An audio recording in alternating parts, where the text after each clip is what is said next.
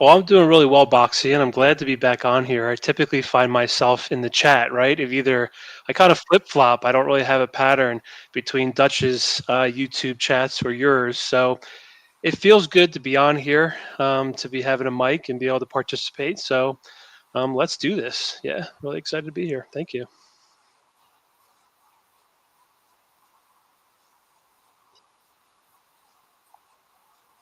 Mhm.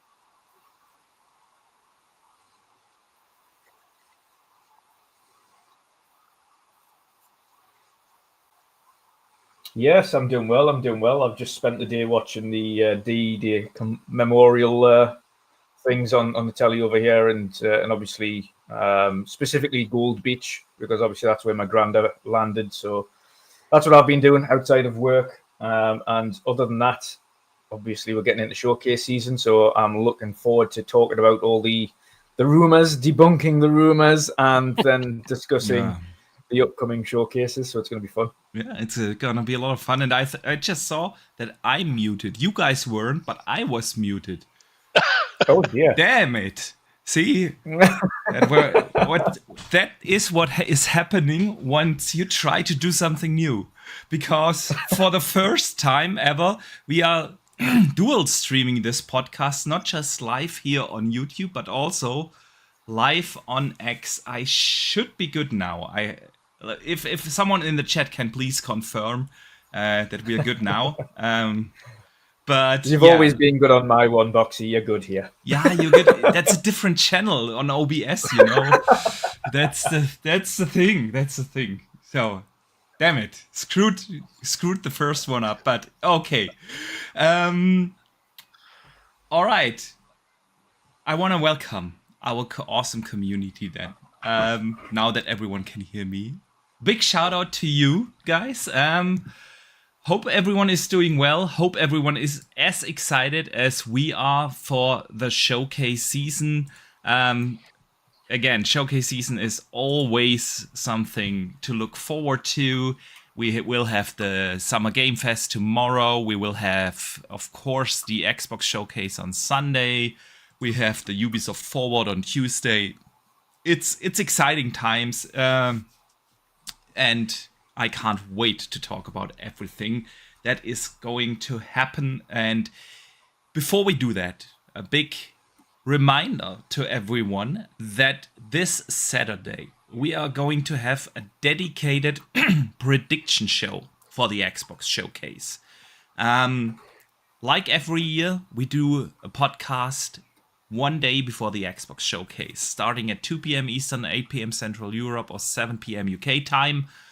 This Saturday, we have more than... Depends on who will be able to log in live from LA, because we might have a couple of guests actually live from LA there. Somewhat in between 10 to 15 different people coming in and out. And it's gonna be a blast. Everyone's coming in, giving their last and final predictions. We have some interesting questions to ask everyone. Big names there. It's gonna be a lot of fun, and we hope to see everyone there.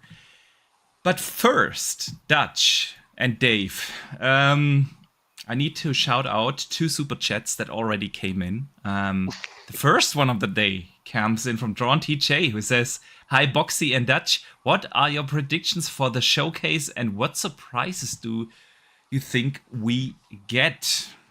So, TJ, we're not doing a full prediction show here just yet, but the surprise thing we can definitely talk about.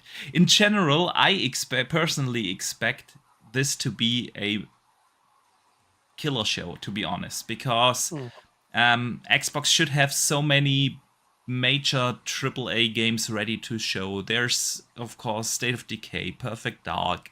We have probably Gear 6 there. Fable could be there.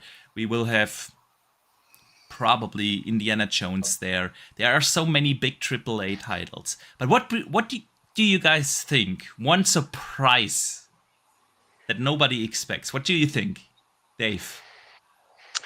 Ooh, one surprise that no one thinks. Well, I'm going to credit this to someone I was reading on Reddit, and it has something to do with Starfield, more than just the Shattered Space DLC. So the piece of rumor that I decided to chomp on was the phrase "something big." I don't know what that means, but it's got me excited. So Okay. Starfield. Interesting. Dutch, what do you think?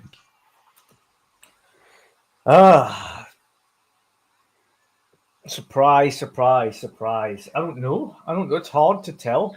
I think if it was going to be a surprise, it would be a third-party surprise. Yeah, me too. As opposed to a first-party. I think we'll get plenty of first-party surprises, but I think the one that's going to be like, oh, will be third-party. I agree. And you know what? I'm putting it out there, man. Putting it out there. I could make it a rumor, like all these fake rumors out there. Insider boxy. But no, I'm just from the top of my head, man. They have been in bed with CD Projekt Red for the last 2 major games, right?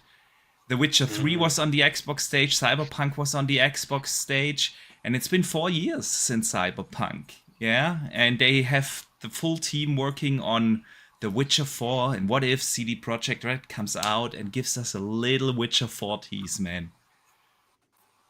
Oof. Goosebumps. Yeah. Goosebumps. All right. Ooh. And then we have H. Julia with a channel member chat for being a channel member for 4 months. Thank you so much for the continued support. And it simply says, hello, and a big hello to you, H. Julia, and of course a big hello again to everyone else. Before we properly start the show, I want to say something. We have 2 very special people in the chat that had the luck of winning Hypercharge last week. We gave away 2 copies on your channel, 2 copies on this channel last week during the podcast. And I found out, I had no idea, that you can't give games on Xbox to people outside of your region. So one of the winners was Pyro. It was no problem gifting the game to him, but I had a big problem gifting the game to Big Mad Mo. And so I bought the game, gifted it to him. He tried to use the code he received, and it didn't work.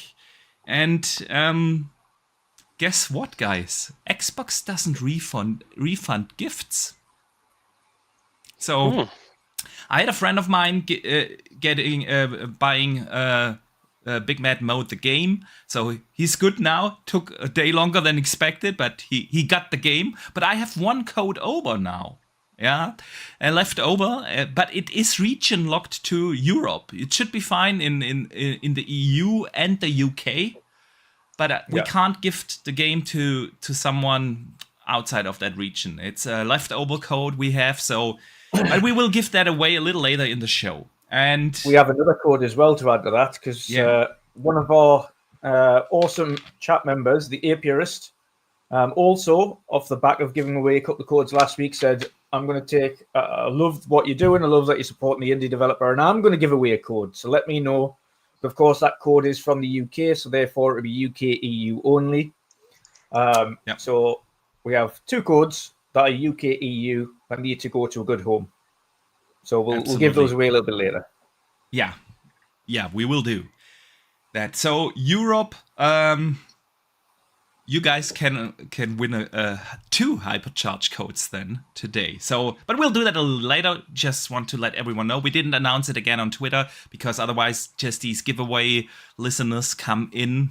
And we wanted to gift it obviously to someone who is part of this community and comes in for the podcast and not the giveaway. So, but you guys will be able to win one. So, with that out of the way, guys, let's talk about the games of the week.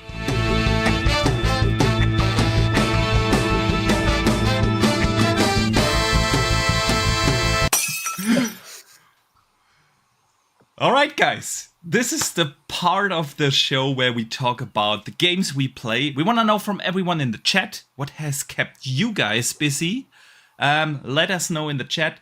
And don't forget to vote. I will leave the poll up for another minute or two. Hypercharge so far is winning with 63% as of right now. I don't have I forgot actually to record properly Hypercharge gameplay, so I only have like half an hour or so, but that's currently winning in the chat, and then we will put in, of course, Hypercharge gameplay. But yeah, guys, let us know in the chat, what have you been playing? Dave, what kept you busy in game? You've been traveling. You're actually here from India. So I assume some Rock Alley gameplay, right? Yes. Got some Rag Alley gameplay. So supporting the indie devs, saw Everborn post a post on Twitter or X, whatever you want to call it. Ended up buying Hypercharge twice, once on Xbox, and then to play it on my Rag Alley, bought it a second time. So I did load that up. First time, got through the demo, which I typically don't do demos for first-person shooters, but this one I did because it's been so long since I've done a first-person shooter, and it feels like an older, in a good way, like from like when I was a teenager first-person shooter. I love it. So I've been playing that, but I've only gotten through the first probably hour or so. I'm about halfway through Banishers, so I typically now. Nice. How do you like it, man? Oh man, there's just like something to the story of Banishers that when I'm playing it, it feels so good. I like the combat, I like the action. The story is fantastic, and the cinematics in between, like when you're traveling to the underworld or what they call it in there, it's fantastic. I love it. And then you get the rifle. It's really, really good stuff. So I'm loving Banishers. And then, of course, I typically don't hop. I try to finish one game before I go to another, unless it's maybe a multiplayer. But when Hellblade dropped, oof. So yeah. I put in about 3 hours into that. So about halfway through Banishers, 3 hours into Hellblade, and about an hour into Hypercharge, because who doesn't want to play that fantastic game, which, by the way, is now 5th top paid app game on the Xbox Store. Sold more than 60,000 copies already. Big congratulations to the devs. For that big 100,000 mark, I think. Yeah. I think that's realistic for them, to be honest. We had them on like 2 weeks ago. We had Joe from Hypercharge, who is basically the public face of the dev team, and it was a blast to talk to him. And now we get to play the game. I've been playing Dutch. How about you? Have you been playing Hypercharge? Oh yes, yeah. We had an awesome community night with a couple of the people who won the codes as well, which was great. So we played lots of different online matches, including Infected and King of the Hill, which was awesome. Tweaked the controls a little bit to make them a little bit faster, but he was right in that interview as well when he mentioned that they'd kind of modeled it over the original Halo in terms of the gunplay, because it was it's not so much that you zoom in all the time, it's more just like hip firing is the kind of gameplay that you used to on that, and it kind of feels like the old school Halo, which is awesome. So it was a hell of a lot of fun playing that multiplayer. And then we dived after the stream, dived into some of the campaign, and I've got the campaign gameplay on stream now as well. So it was myself, Pat, and another that was playing through the campaign afterwards, and had a lot of fun with that as well. To be fair, it gets quite difficult later on. It becomes absolutely nightmarish, the amount of things that they put at you. But it is really good fun, and I'm looking forward to playing more of it and doing another community night as well. So yeah, Sweet. That's what I've been playing. To be fair, that's all I've really jumped into this week. Okay, Hypercharge. Good stuff there. Good stuff. So before we'll talk about what I've been playing, let us see what the community has been playing. Big Mad Mo has been playing Hypercharge, and he was finishing up Tales from the Borderlands. Good one. I enjoyed Tales from the Borderlands, man. Then we have the Hard Theorem. He has been playing Balatro. So much that he lost weight because it makes me forget to eat. Good stuff there. Masshole has been playing Hellblade 2 and he wants to get Hypercharge. Yeah, man. Masshole, if I'm not sure, I think you're from Europe, so hey, you got the chance to win a code here today. Then we have the Big Bridge playing Iconoclasts. That's an awesome game. A little older indie game. I played that actually on the Switch. It was before there was a rock ally in my life, and the Switch was my mobile console. But that was a fantastic game. Waller Weasel jumps around in between many different games. Then we have Dustin Lambert, who has been playing that alligator game on Gamepass. Good stuff there, good stuff. So yeah, I've been mostly playing... Or Dutch, do we have someone in the chat on your end? Yes, we've got a couple, yeah.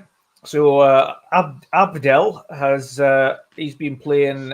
He's finished Dark Souls Remastered on Xbox this week.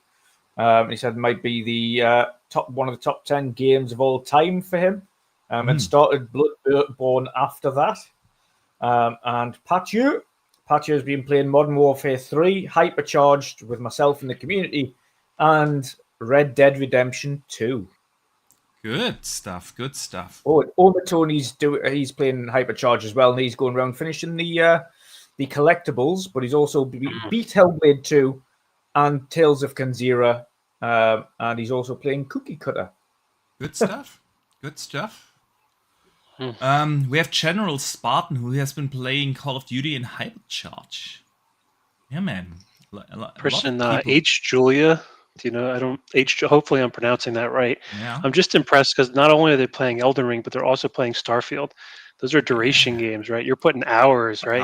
Those are hours. You're putting the hours in, right? Yeah, I was like impressed. And then Junk Mail in that cyber world, Cyberpunk 2077, which is great. I wonder if H. Julia is getting ready for the Elden Ring DLC or if it's a continued playthrough from before.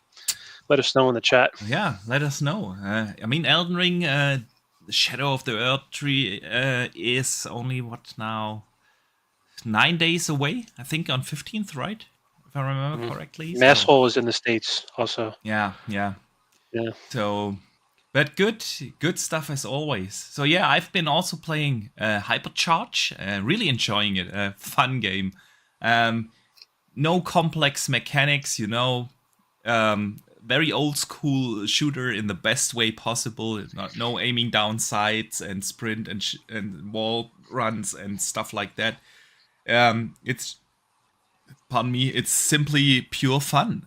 So having a blast with that, and then I've been playing a lot of Diablo 4. I'm playing season. Nice Boxy. Yeah, season 4, man. Season 4 is awesome.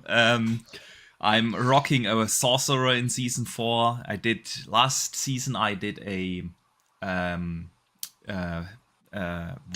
what's it called? The warrior, the barbar. Barbarian. How did you like that? It was not my character to play, honestly. But yeah, with the sorcerer, I'm having a blast. Loving that. Somewhere around level 75, 76, something like that now. And it's really, really good. Season 4, they changed a lot of great things with Diablo, and I'm absolutely having a blast. I've also downloaded, but not started yet, Octopath Traveler 2. And of course, I'm trying to get back to Destiny, the final shape. So, yeah, guys, with that out of the way, let us move into some actual topics, into the news of the week.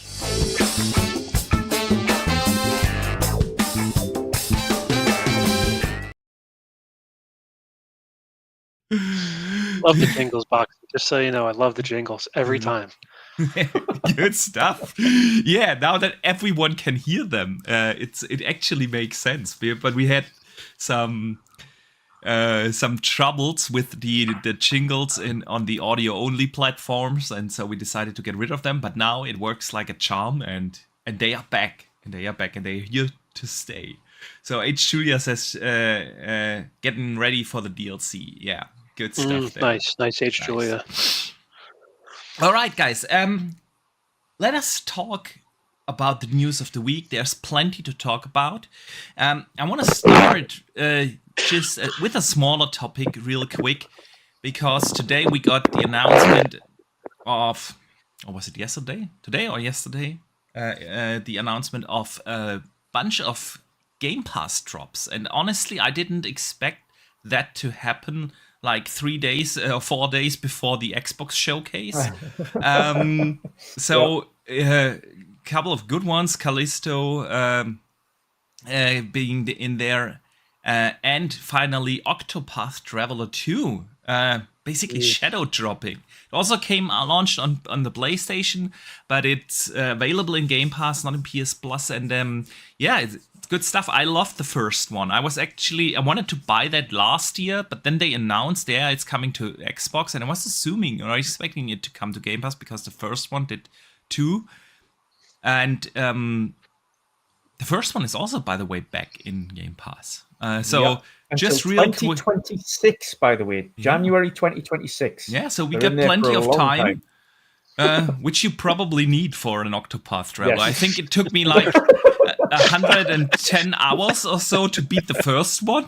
So to combine all 3 games that look very similar, which is Eiyuden Chronicles 100 Heroes, Octopath Traveler 1, and Octopath Traveler 2, you're going to be there for a good 300 hours. Yeah, but Octopath is significantly longer than Eiyuden. Oh yeah, Eiyuden was. Yeah. It took me. I would have to look up, but I would say something in between 35 to 40 hours to beat that. Of course, not getting all heroes and 100%ing it, but finishing the story, doing some of the side stuff. And Octopath Traveler was 100 hours plus. Yeah, so. Yeah. But I'm looking forward to that. What do you guys think? Why did they do this? Like shadow drop these games that they could have easily put somewhere as an announcement in the showcase. There's only one reason, Boxy. But go ahead. I think Dave's going to say the same. I think this isn't even the big stuff that they've got to talk about. Yeah. So they just get the little things out the way of. Okay, great. Here's some cool games to keep you going and get you excited. Yeah. Before they then drop another mountain of Game Pass games in there in the form of Activision content after or during the showcase. And of course, we know Call of Duty, the next Call of Duty is going directly to Game Pass. And I think there's going to be a few other things on there. And I noticed as well, and other people might probably didn't notice, but that's Square Enix have dropped another game, not on Game Pass, but another game on Xbox and on all platforms earlier this week. It was like this kind of platformer game that I must have missed that. Went under the radar. I don't know what you're talking about. Yeah, it was just this kind of weird platformer game that they've put out from Square Enix that has went on all platforms this week, which I didn't even know existed. So they've dropped a few games straight away. Obviously, it's awesome for people to be able to jump into it, but I ultimately think it's because this is a cool thing to get people kind of hyped. This isn't even if we're dropping this now, people kind of probably expect, okay, if they're doing this now and Octopath isn't kept for the day of the showcase to go, Octopath Traveler 2 is now available. It's like, okay, we'll not waste time on that. We've got bigger things to talk about. Yeah, probably you're right. Dave, what do you think?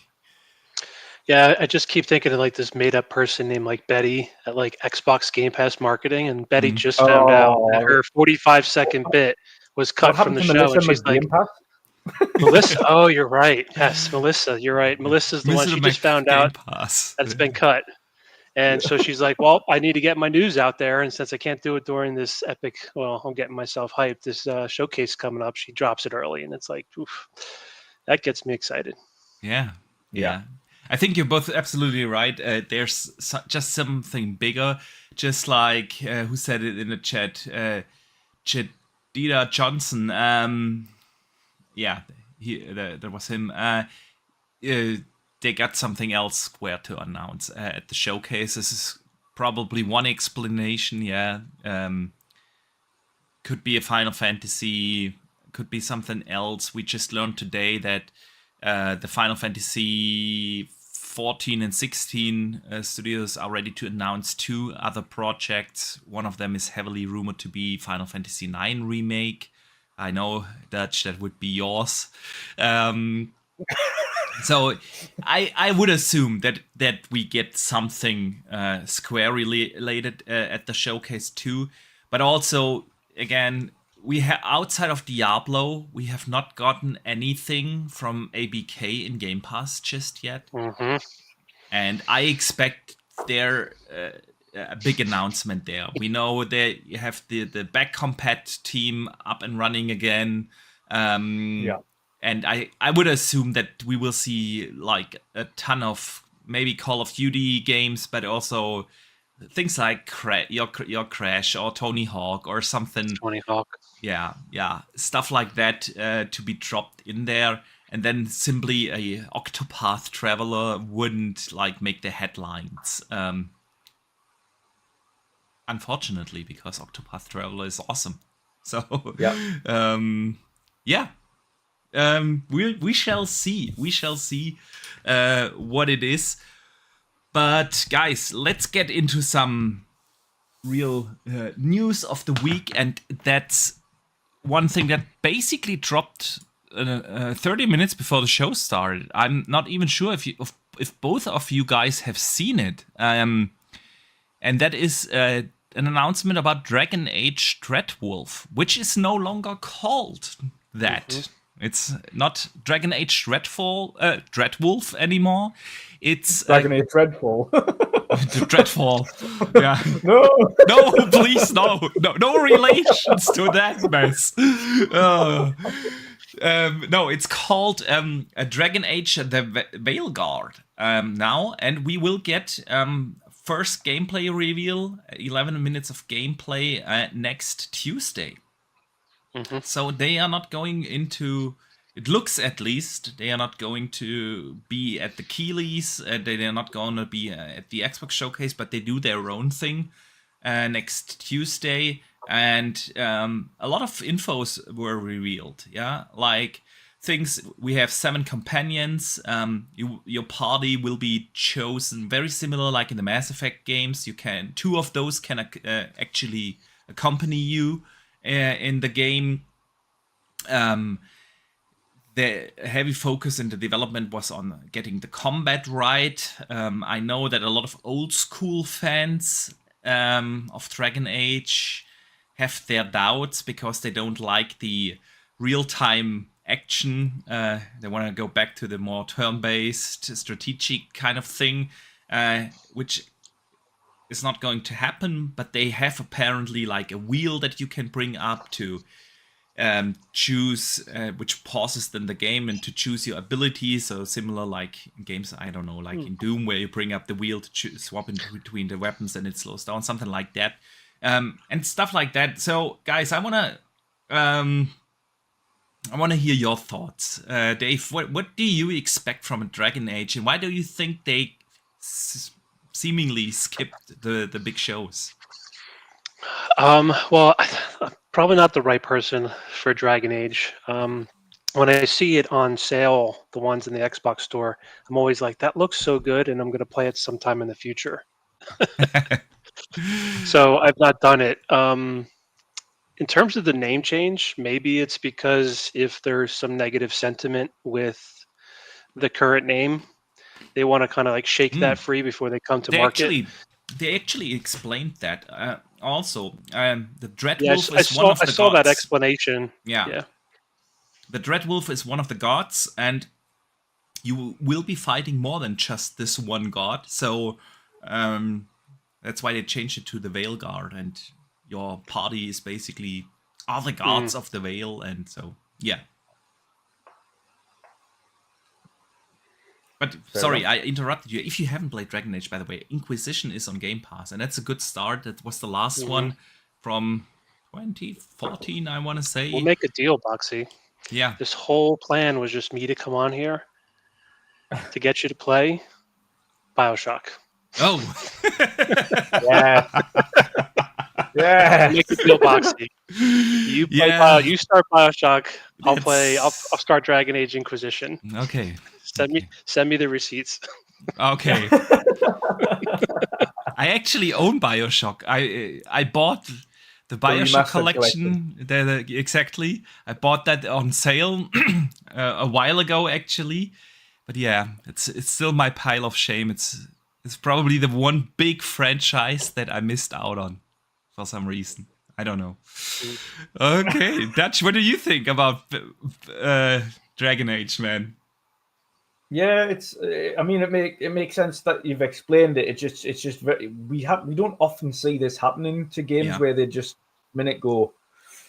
Actually, we're going to change the name. Mm-hmm. You don't see that very often, so I think Yeah. it caught a lot of people off guard and were like, "What?" But Dreadwolf sounds so much better than Veilguard. But if they're saying, "Yeah, well, the only reason we've changed it realistically was because you fight more than just the Dreadwolf," and people, I think. The Dreadwolf, by the sounds of things, and potentially part of the reason why they changed the name wasn't just because you fight more than it, but it's probably not as big in the game as the name would suggest. Having Dreadwolf as the title would suggest that's the overarching nemesis. That's like the be-all, end-all boss. A bit like the Witcher 3 Wild Hunt. Like the Wild Hunt were the overarching enemy. Yeah. But ultimately, if you did that for Dreadwolf, and then you get to play the game and you beat the Dreadwolf, but then there's so much more of the game to go. And you're like, what? yeah. Then it wouldn't really make sense to have it named Dreadwolf because it's like, okay, so the Dreadwolf's not really the big boss. So having it named Veilguard it does make sense in that way. But it is, it's a bit strange to see that happening. You don't see that often. I mean, it happened to Assassin's Creed Red, right? Yeah, it was just a project name though, wasn't it? I think Dreadwolf I think it was a little more than just a project name. Yeah, they had that teasing art graphic thing, the graphic out for more than a year with the title Red, right? I don't think Assassin's Creed Hexen is going to be called Assassin's Creed Hex either. But that hasn't been announced as Hexen. And Red was announced as Assassin's Creed Red. Was it not? What was it? Was it not announced as Hex? Assassin's Creed Hex or something? I think that these are just the leaks. I'm not. Maybe someone in the chat knows. Let us know. But yeah, you're absolutely right. It doesn't happen too often, right? That we see such a name change. But then. I mean, was like, I want to say at least 3 years ago when they put out this original teaser trailer. Yeah. And we haven't heard anything from the game ever since. And now they are ready to reveal it. Do you guys think we will get it this year? Because EA was... Yes. You want to say yes? I'm with you, man. Yeah. I'm going to go the next 18 months. It could be. Yeah, that's a pretty safe bet. Non-committal. Yeah. Somewhere between now and the end of 25. I actually think it's gonna be a this year game. Because EA talked a lot about Dragon Age in the beginning of the year, and they were like, yeah, we are pretty confident to be able to show it this summer and release it this year. And so I think so. It's gonna be probably also a reason why they moved out of one of the bigger shows. They get their own headlines, next Tuesday, and not get basically ignored in the wave of announcements that is coming. In the big it's like showcases. The strategy of announcing things around Summer Games Fest has begun. Right? Yeah, and people around are putting it, not in it. Around it, not in being it. in it.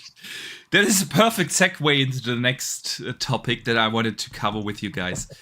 Jeff Keighley's Summer Game Fest is gonna air tomorrow, around midnight, my time. So thanks for that, Jeff. Not gonna watch it live because of that, but yeah, Jeff Keighley came out this week and tempered expectations, which is kind of weird for him because he's usually like, "Oh, Summer Game Fest is coming, the best thing ever," that kind of guy. And he said this time, temper expectations. It's largely focused on already announced games that are coming this year. And there's also not going to be one more thing at the very end of the show. And I read that like 2 days ago, and I was like, okay, what's happening here? No big announcements at the Keighleys.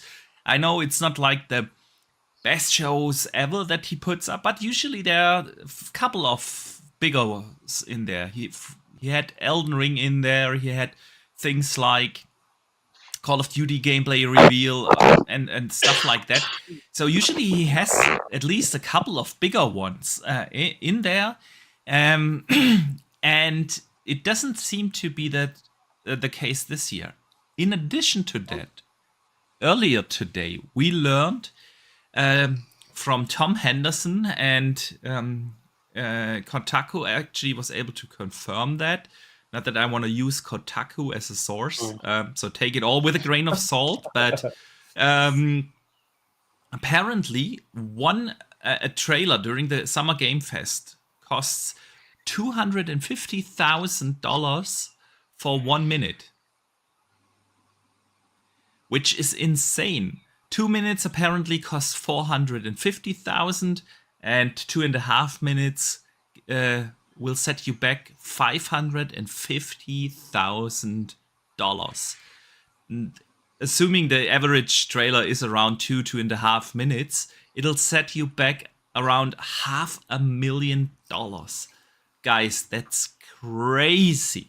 That's crazy. So, yeah. What do you guys think about the summer showcase? Then, Dave, let's hear your thoughts. Seeing those price lists, there's absolutely no wonder. No wonder, right? That's like going to a really expensive festival and you just look at the beer menu and you $15 for a nope. Yeah. No. When you stop at Applebee's on the way home. Yeah. You're like, no, guys, we're going to leave the festival for a minute. We're going to get a few beers in the pub and we're going to come back. That's what happens there. It's insane. Like, I don't understand. Like, you can understand why people are advertising away from that if that's how much he's charging people. And developers are becoming more and more privy to doing their own developer directs themselves and kind of doing their own announcement shows and doing deep dives into their kind of trailer offerings and things like that now. So I think they're all much like Sony did and Xbox did and Nintendo did. They branched away from E3, figured they were saving millions from not actually paying for these spaces and paying for the privilege of being at these events.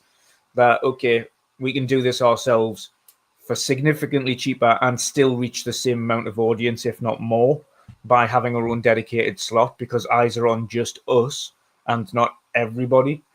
And that's what these developers are doing. They're just like, well, yeah, it's great that you're doing this Summer Game Fest, but if it's going to cost us $500,000 for a small trailer, and then on that's it, and we can't really get to divulge or dive into the game anymore, we may as well just do our own, and it's free, and we can dive into the game a little bit more after that, talk to the developers and things. Yeah. So it makes sense. But in terms of not just that, but in terms of the showcase itself, saying that he doesn't not to expect anything big and there isn't a one more thing. And then he kind of had this. It was a strange comment where he initially said, it's a light year. But it isn't a light year. It's just that people don't want to give you their trailers as much right. as He literally said that it's a light year for gaming. And I mean, guys, come on, let's be serious here. We are in early June and 2024 has been nuts so far. terms of game releases. The only thing that's light is Keely's bank account, because folks aren't paying those prices. Yeah. That's what's really light here, right? Yeah, Yeah. agreed. And you've got to feel for indie developers as well, because I think one of the comments stated there that those prices aren't like, if you're kind of big and famous studio, for instance, if you're Hideo Kojima, you don't pay that price. You don't pay shit. Yeah. But if you're not, and you're just someone that wants to get on the show or wants to have a little bit of airtime with him and doesn't know Jeff personally, then you have to pay those prices. So how do the indie games afford to do these things? No chance. Like, realistically, you just don't. You don't. And you can't. That's extortion. Yeah. There's extortion. Oh, dear me. Masshole in the chat says it's a light year for Sony. Yeah. Yeah. Jeff looks at the Sony roadmap, definitely a light year. Yeah. Yeah, Dave, Yeah. what do you say about this? Yeah, I just, for some reason, my brain is thinking emails. So he sends that tweet right after he got a couple emails from folks saying, yeah, we're not going to pay that. It's like, oh, Yeah. it's going to be a light year this year. It's like, I guess it is going to be a light year. You mean Summer Games Fest is going to be It's light? going to be light. So, Yeah. yes. Yeah. Yeah, it's really weird to say that 24 is a light year for video games. When we had back-to-back major releases, great games so far, a couple of surprises. Yeah, Helldivers 2 did incredibly well. Pal World did fantastic, which nobody expected to be on that kind of hype level. And besides that, we got your major releases from Final Fantasy to others. It was an awesome year for games so far, and it's only gonna get better if you look at the second half of 2024. Yeah, I will say this about Keely's comments, and I was having a reaction to it, and I was playing devil's advocate here.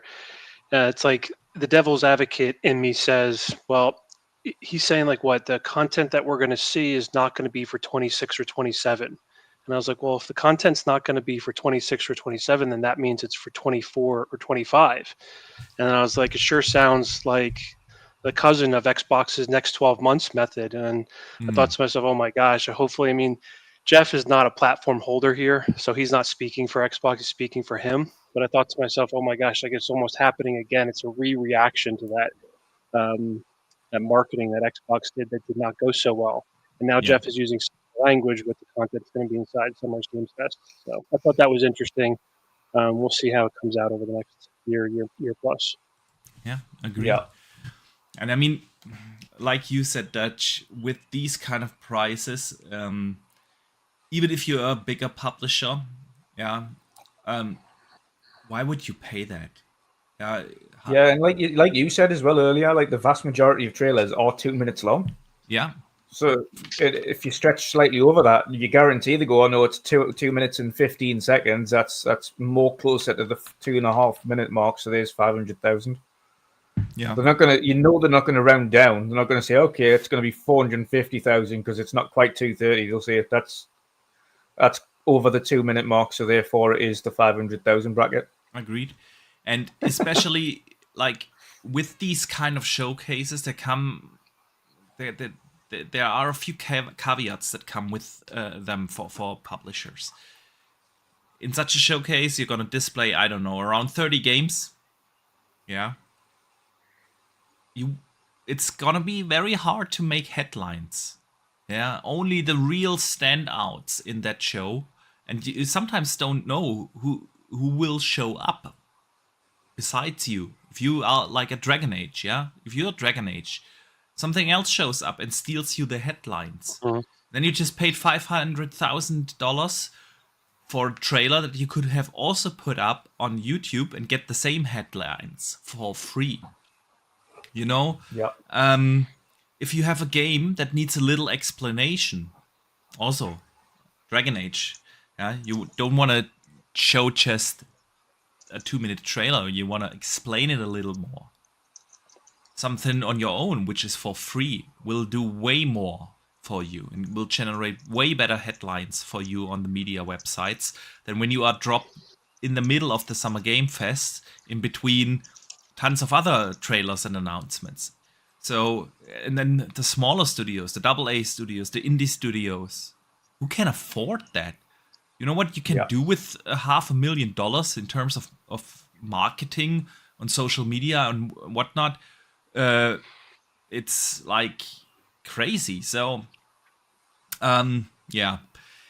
After hearing that and hearing it's mainly going to be focused on already announced games for this year, not having like the one more thing, which he usually had, and it was always like a good thing at least at the end, where you were like, okay, that saved the show after watching 2 hours of advertisements. It's like I'm tempering my expectations now very much for tomorrow's show. So let us know in the chat what you guys think, of course. Yeah, anything on your end where your excitement levels now for tomorrow's show? I mean, the Summer Game Fest. I mean, I'm covering it, but I'm not excited. Yeah.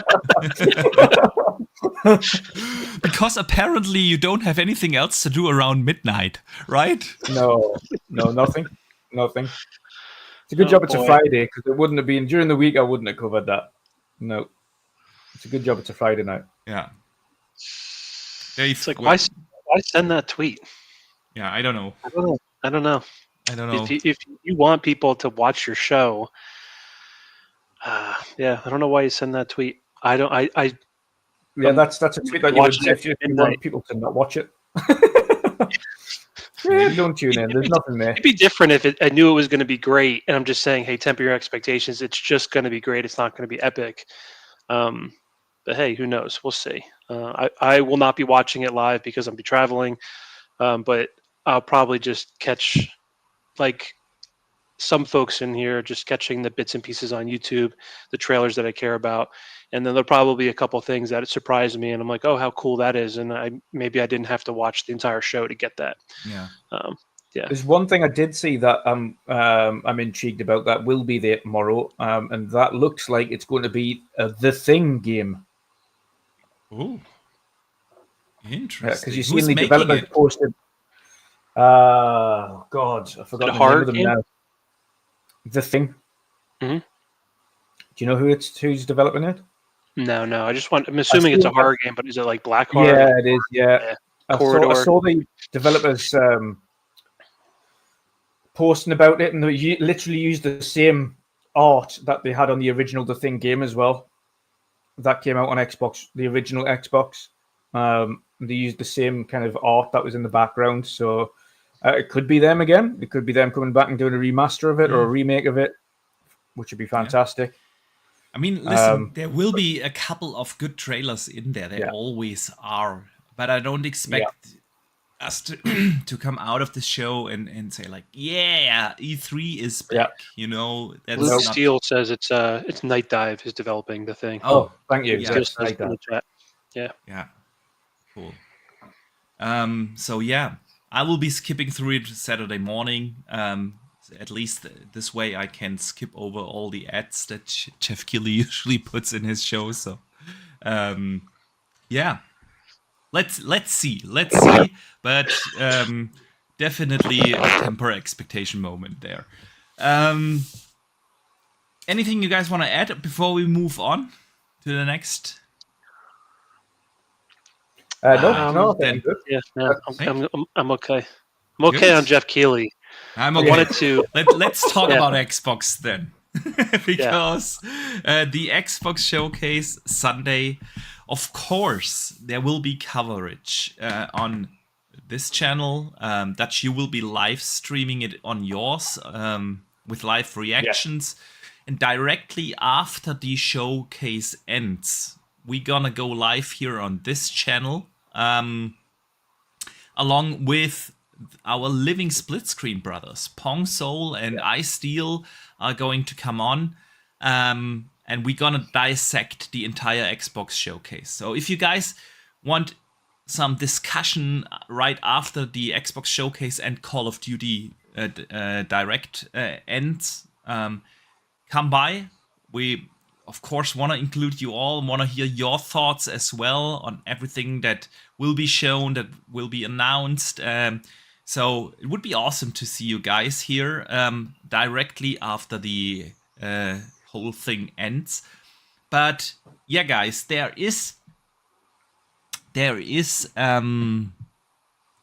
are a lot of rumors out there, as usual.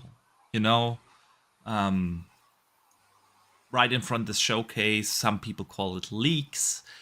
For the most part, I call these rumors fake, because there are trusted sources. Yeah, like Jess Corden has proven he has sources, and he's pretty much considering what he puts out there. He knows which source to trust, which isn't. But then there are others out there, a lot of people out there that just put out, I have a source, trust me, and put out these rumors that are usually educated guesses. I've been saying that on the podcast here for a while now. I'm kind of tired of those. For instance, I could easily say I have a source that tells me that Forza Horizon 6 is going to be there, and I will have probably at least a 50-50 chance for it to be correct. Yeah. And if it doesn't happen, plans have suddenly changed, And I see that trend over the last... Just like the Starfield PS5 rumors all over again. Yeah. And I see this trend out there, and everyone picks it up. Some unknown guy puts up a post on Reddit, or puts out a tweet, or makes a YouTube video for his 3 subscribers, and then all of a sudden we have these headlines about certain rumors out there. And so I'm usually very, very careful when it comes to these kind of leaks, rumors these days. There are certain people I do trust, but it's only like 2-3 people that have been proven to be accurate in their leaks, and most of them, honestly, everyone here in our community can do the exact same guesses. Like literally, if you know the industry a little bit, if you follow the news, you can make a safe bet that Gear 6 is there. You don't have to have an insider source.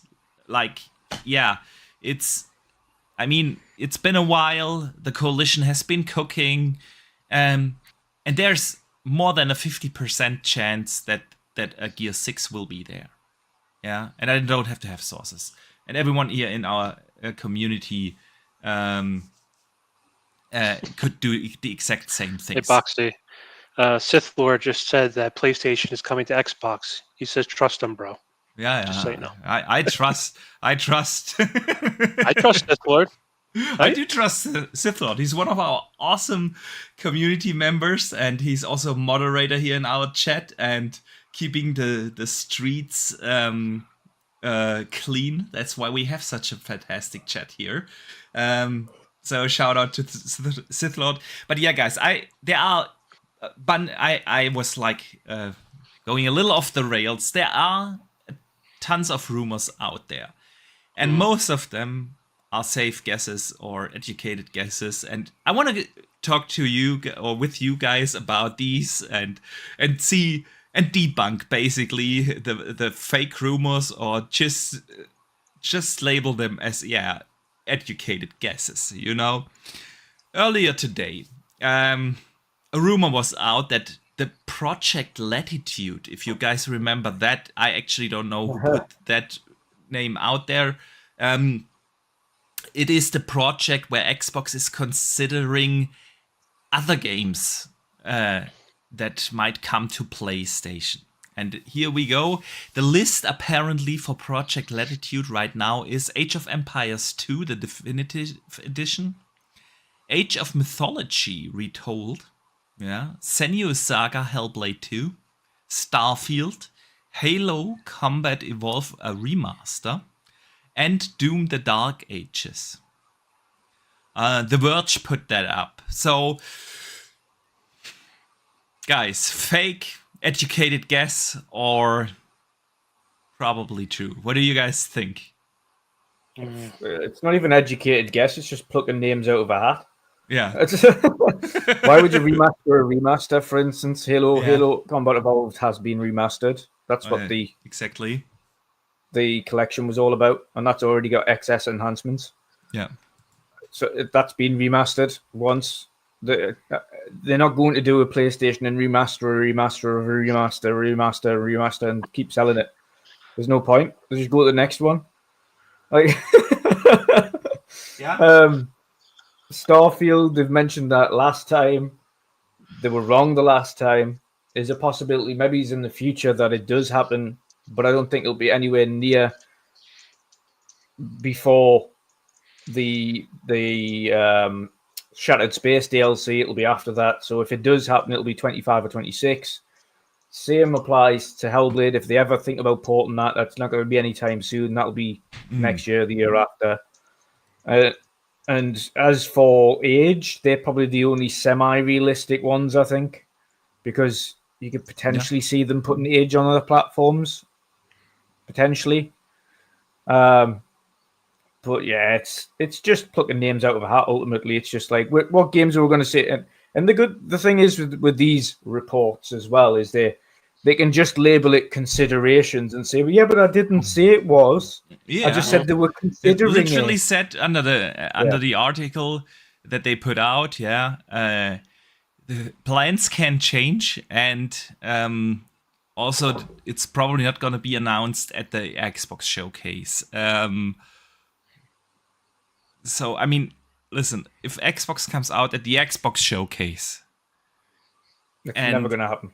And announce, oh, by the way, this is Project Latitude. We're bringing this game over to PlayStation. Like, I know they have done stupid moves in the past, but they are not that stupid. Let's be real.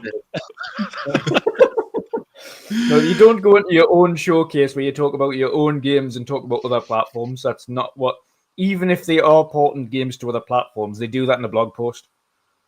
They don't do that on a massive showcase. Agreed. Talk about like PlayStation haven't done it. Xbox have never done it. Even when Xbox have had games that are going onto other platforms on their thing, they never mention PlayStation. And why would you? It's not a PlayStation showcase. It's not a Nintendo showcase for that matter.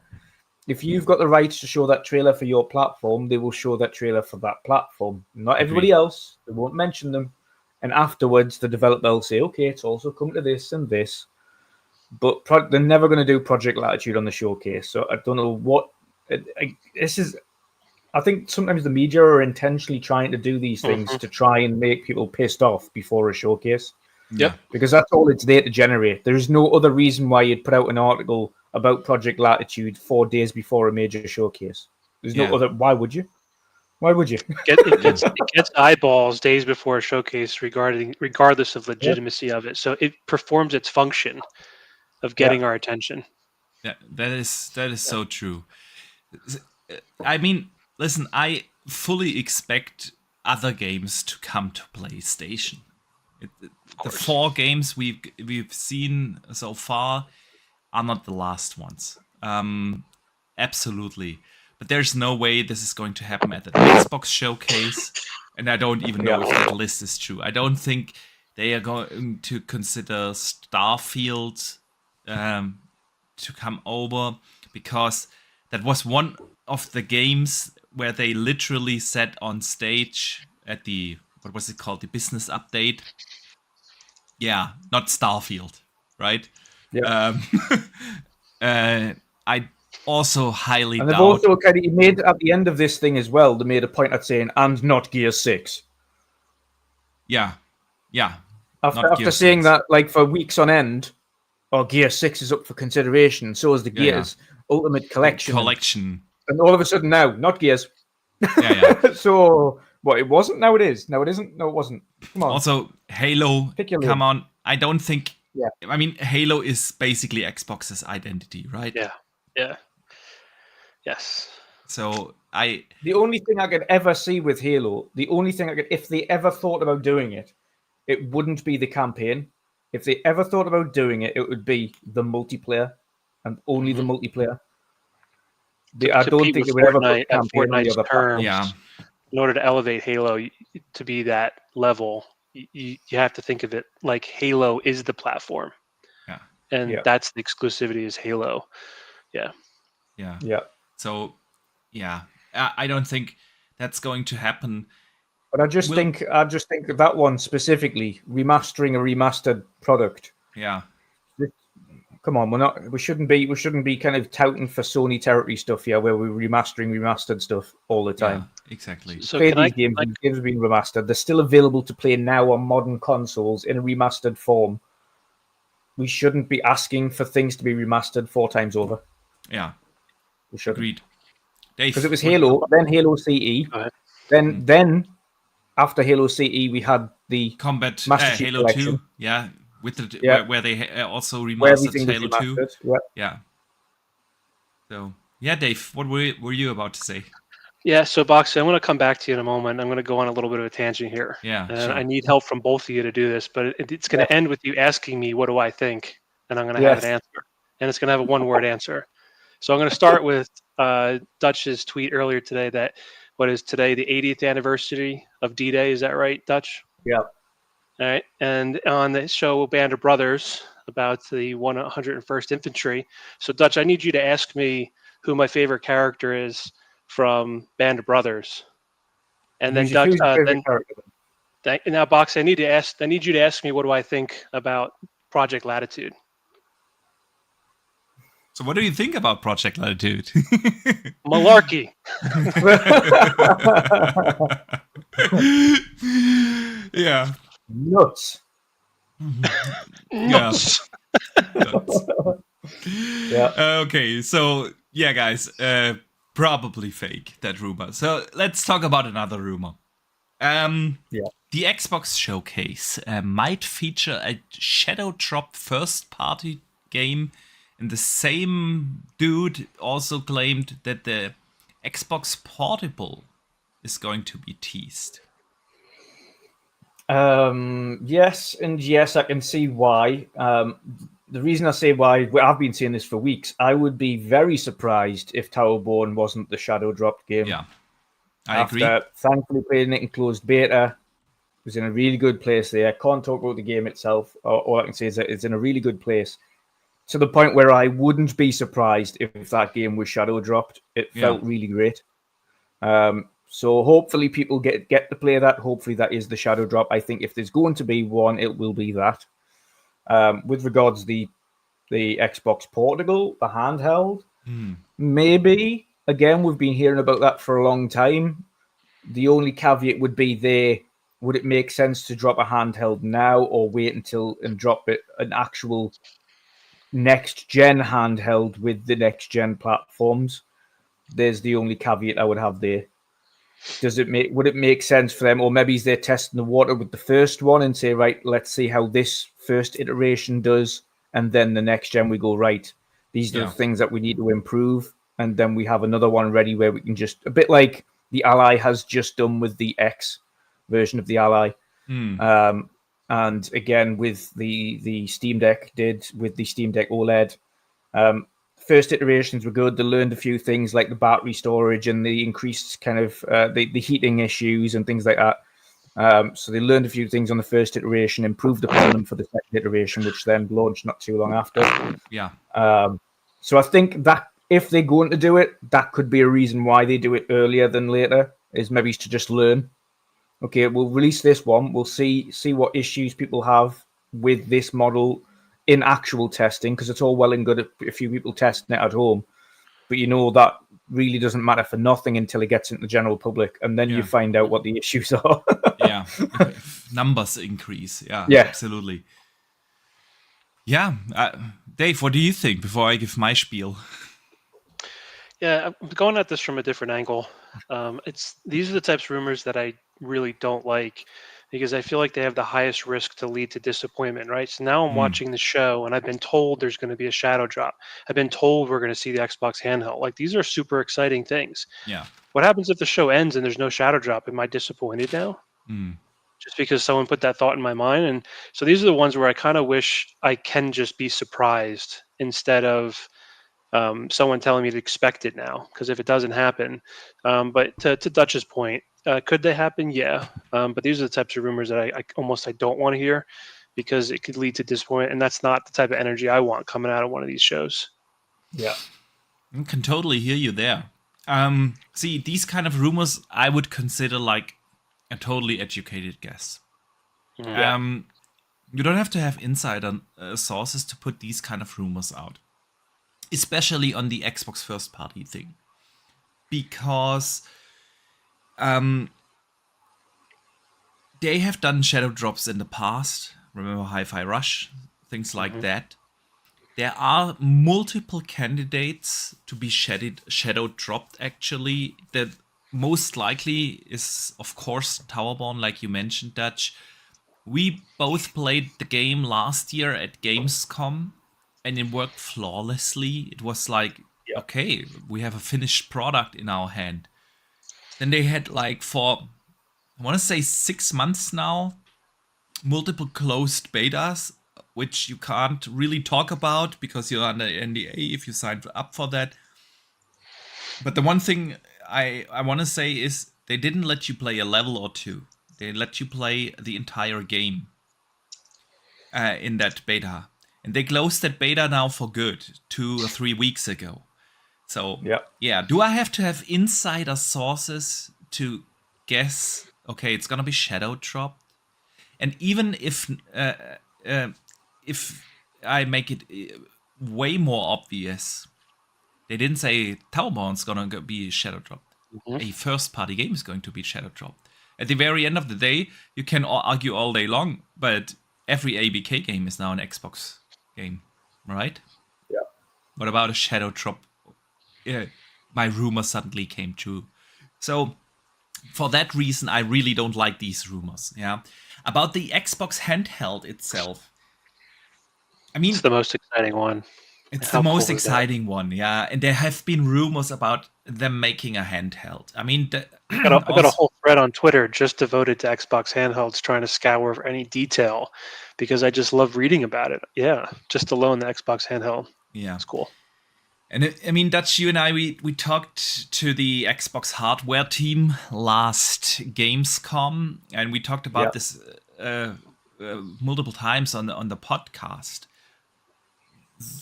The kind of questions they asked, and once we got into a discussion with them, actually, you and I both came out of this 1 hour discussion with the hardware team, and we were like, yeah, they're doing a handheld. Obviously. Yeah, it was very obvious. They were asking far too many questions about handhelds to not be doing a handheld. And not just, would you like a handheld and things like that. It was like, okay, you guys absolutely develop in the middle of development. What price range? What kind of features would you like to see in a handheld? Which kind of OS do you want it to run on? If you compare it to the Ally, what would you improve? What would you do differently? And this and that. And it's like, okay, we were pretty much sure. Okay, they are working on a handheld after that discussion, without them confirming it, obviously, to us. But it was very, very obvious. And ever since, we have seen so many talks about that.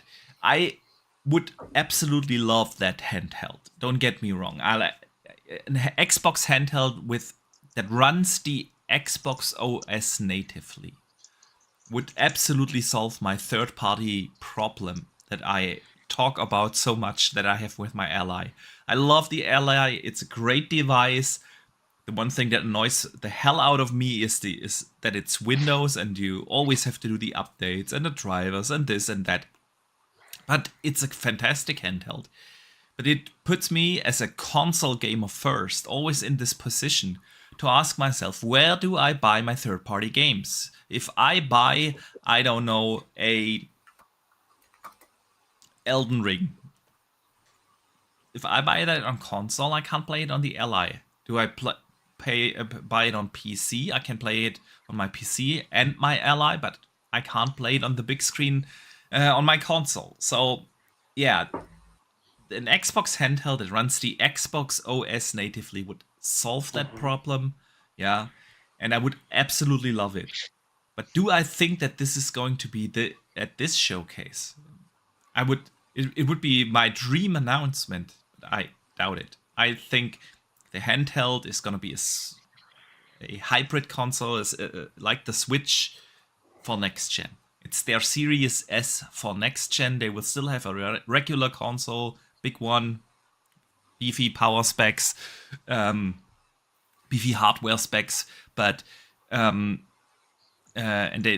their 2 SKU approach for next gen, not this gen. I doubt it. But yeah, I don't know, Dave. What do you think about this? I know you're a handheld fan too. Yeah, I don't think the handheld. I could see like a silhouette, but the problem with the handheld, and there's this idea, and tell me if you agree or don't agree. There's just kind of this backlog of games coming, right? We know it's like the showcase, Xbox showcase, is going to be stock full of games. Yeah, They're announcing things early because of it.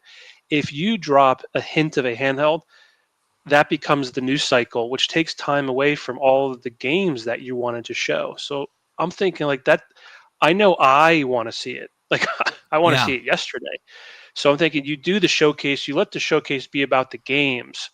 And then Sarah Bond, she said later this year. And I don't know how you interpreted that. It's just a phrase, but I took it like second half, or as we're approaching September, October holiday season, we might start to hear more about these things. I could see a tease, a silhouette then to re-up the cycle, but I don't see it at the Okay. I don't see it at the Xbox showcase. That's how I've prepared myself, and it's what makes sense to me. I don't know. I mean, the chat can tell me what they think, and you guys can tell me what you think as well.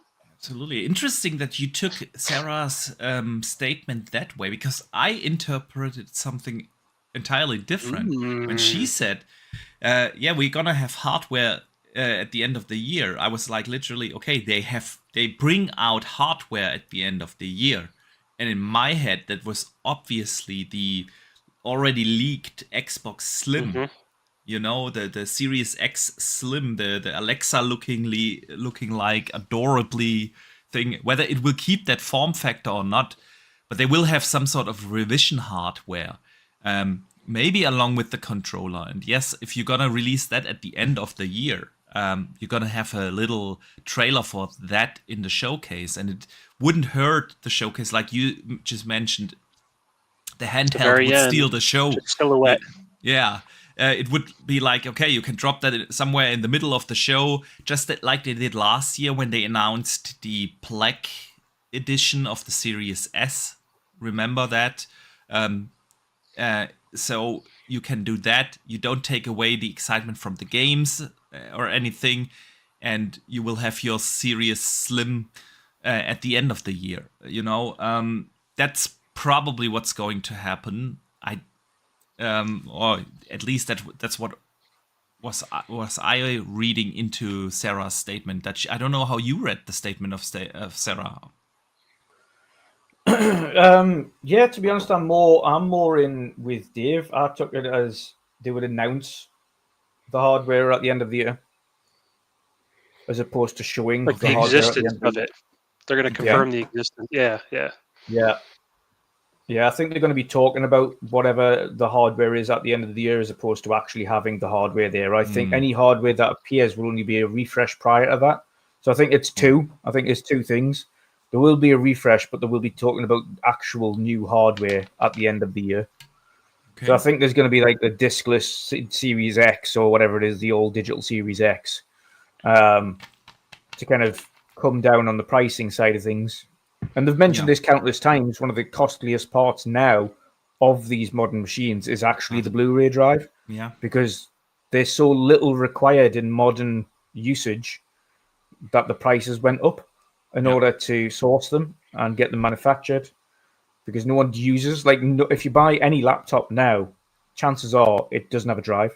Yeah. The vast majority of PCs do not have drives. No one has a disk drive with them. Buys Blu-ray players anymore. No one. Nope.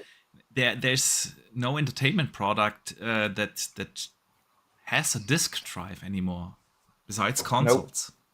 Nope. Yeah. No, you'd be hard pressed to go anywhere and find an actual DVD player now. You'd have to go to a specialist electronics shop to find a Blu-ray player, and usually now they're not even cheap ones. They're like the high-end specific ones for those who want like cinephiles that want like the crispiest You'd probably lossless have a hard format. time finding them in pawn shops.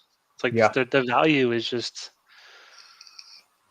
Yeah. Yeah, Yeah, it's just too costly to do now. So that I would not be, and I think physical collectors need to be they need to understand that the age of physical is almost at its end. In the UK, one of the last remaining actual game stores, Game, is on the verge of closing down entirely. It's been shrinking for years.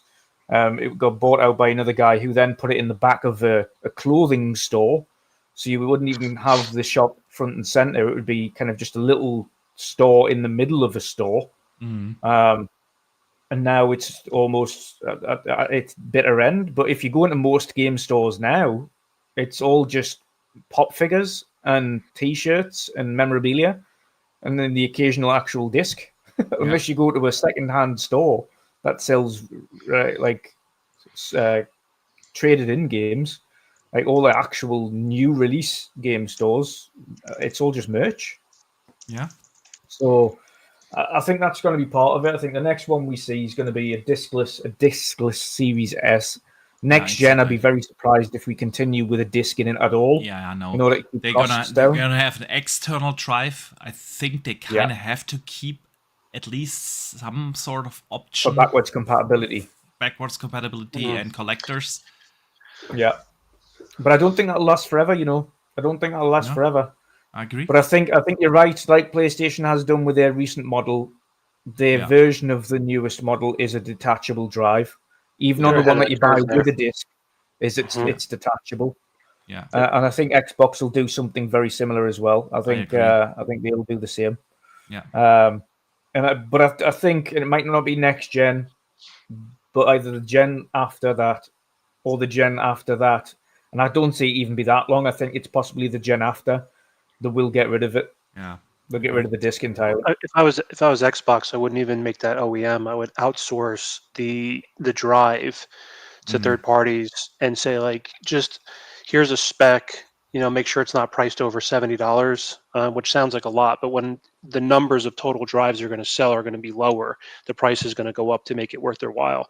And just outsource that, and then just have the licensing handled through, I'm not technical, but like a protocol where it's just connected, and their Xbox is not taking on the risk of making the drive. Some other company is saying, we believe we can make a profit on this endeavor. We'll make it. We'll sell it to, we'll make them for 32. We'll sell them for 70, and then on some discounts they're down to 49. Yeah, similar like they did with the storage. They outsourced that to Seagate. Same. And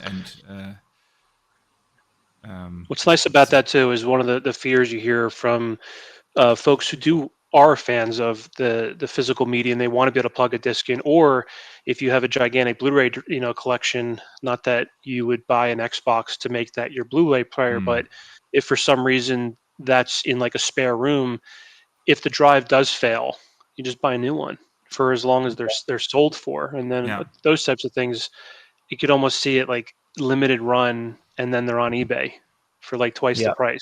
And it's like, is that the future we're going to live in? Probably. That's how it is. They've already got limited run games, haven't they? And they pick up a lot of the slack from limited run games. Yeah. Yep. Yeah. That they don't have actual physical release. And on top of that, a lot of the big collector's editions now come with digital codes. They give you loads of memorabilia, but for like a $300 collector's edition, you get a digital code in the box. You don't actually get the frame a game company. You think they're ever going to like have a frame for like a digital code that's already been redeemed? Yeah, just put some blue tack on. Yeah. There we go. Good stuff. Yeah, it's going to get to that, but I mean, he's got his classics. The good thing about, I think, Frame a Game is the fact that it is mainly classics that he's doing. It's very rarely modern stuff now. A lot of collector's editions and some of last gen games, but a lot of the stuff is just, this is my favorite historic franchise, and I want the original, like they put Fable original trilogy on yesterday. Give me Diablo 1 on disc for PC in a Frame a Game. I'd hang that up. Yeah. Diablo. Yeah. Diablo 1 PC. Diablo or Warcraft 3. Ooh, back then, yeah. Yeah, back in the days. when there was no World of Warcraft, right? No. Yeah. Where are we at, That's- Boxy? Yeah. At that time, I was playing mainly on PC. Same. Yeah. Yeah. Same. 24 megabytes of RAM, baby. Yeah. Oh Upgraded yeah. from 8. From 8. We were living large. I Very remember large. the days when I built a Pentium 100, right, with 16 gigs, megabytes. Pardon me, of RAM. No, 16 gigs would be not even a hard drive. Was that big? My hard drive was 1 gig. Yeah, yeah, and I was. It felt like a beast. Yeah, when I upgraded for my 486. I remember using the internet trial codes that you get with every service provider from the Yeah. PC magazines in order to get internet every 2 days. Oh yeah. I put this one in today. There's some internet for a couple of. There's a Oh my week's gosh. trial for this provider, and then the next one. It was. I remember when Diablo came out. I think Diablo 1 was my first online game that I really played like intensively online. I've played here and there or tried out an online playing game before, but Diablo was the first one that really hooked me. I remember I was like 16, 17 years old, and my father took away my allowance because the internet bill went through the roof. Because remember back in the days you had to pay per minute, you know? Yeah. Yeah. Oh, yeah. Yeah. I had Good many big times. phone bills because of that as well. Yeah, Many yeah. big phone bills. But we used to have really terrible phones with internet on, and the internet used to cost fortunes. It was like Yeah. £1 a megabyte. You were like, and it took that long to load a page up. It had already spent £5. You're like, no. Yeah, yeah. When you went to Napster to download a song, and it cost you like 3 times the amount if you would have just bought the CD, you know. But no, you were able to because you can. Yeah. Good times. Good times. God, Lord, we are old. We are old. Yeah, we're aging ourselves here. Yeah, definitely. Hit that like button, folks. Just go ahead and hit it. We're aging ourselves here. You can do it right now. Exactly. Don't worry, internet is free now. That won't cost you anything. It won't cost you anything. Exactly. Absolutely.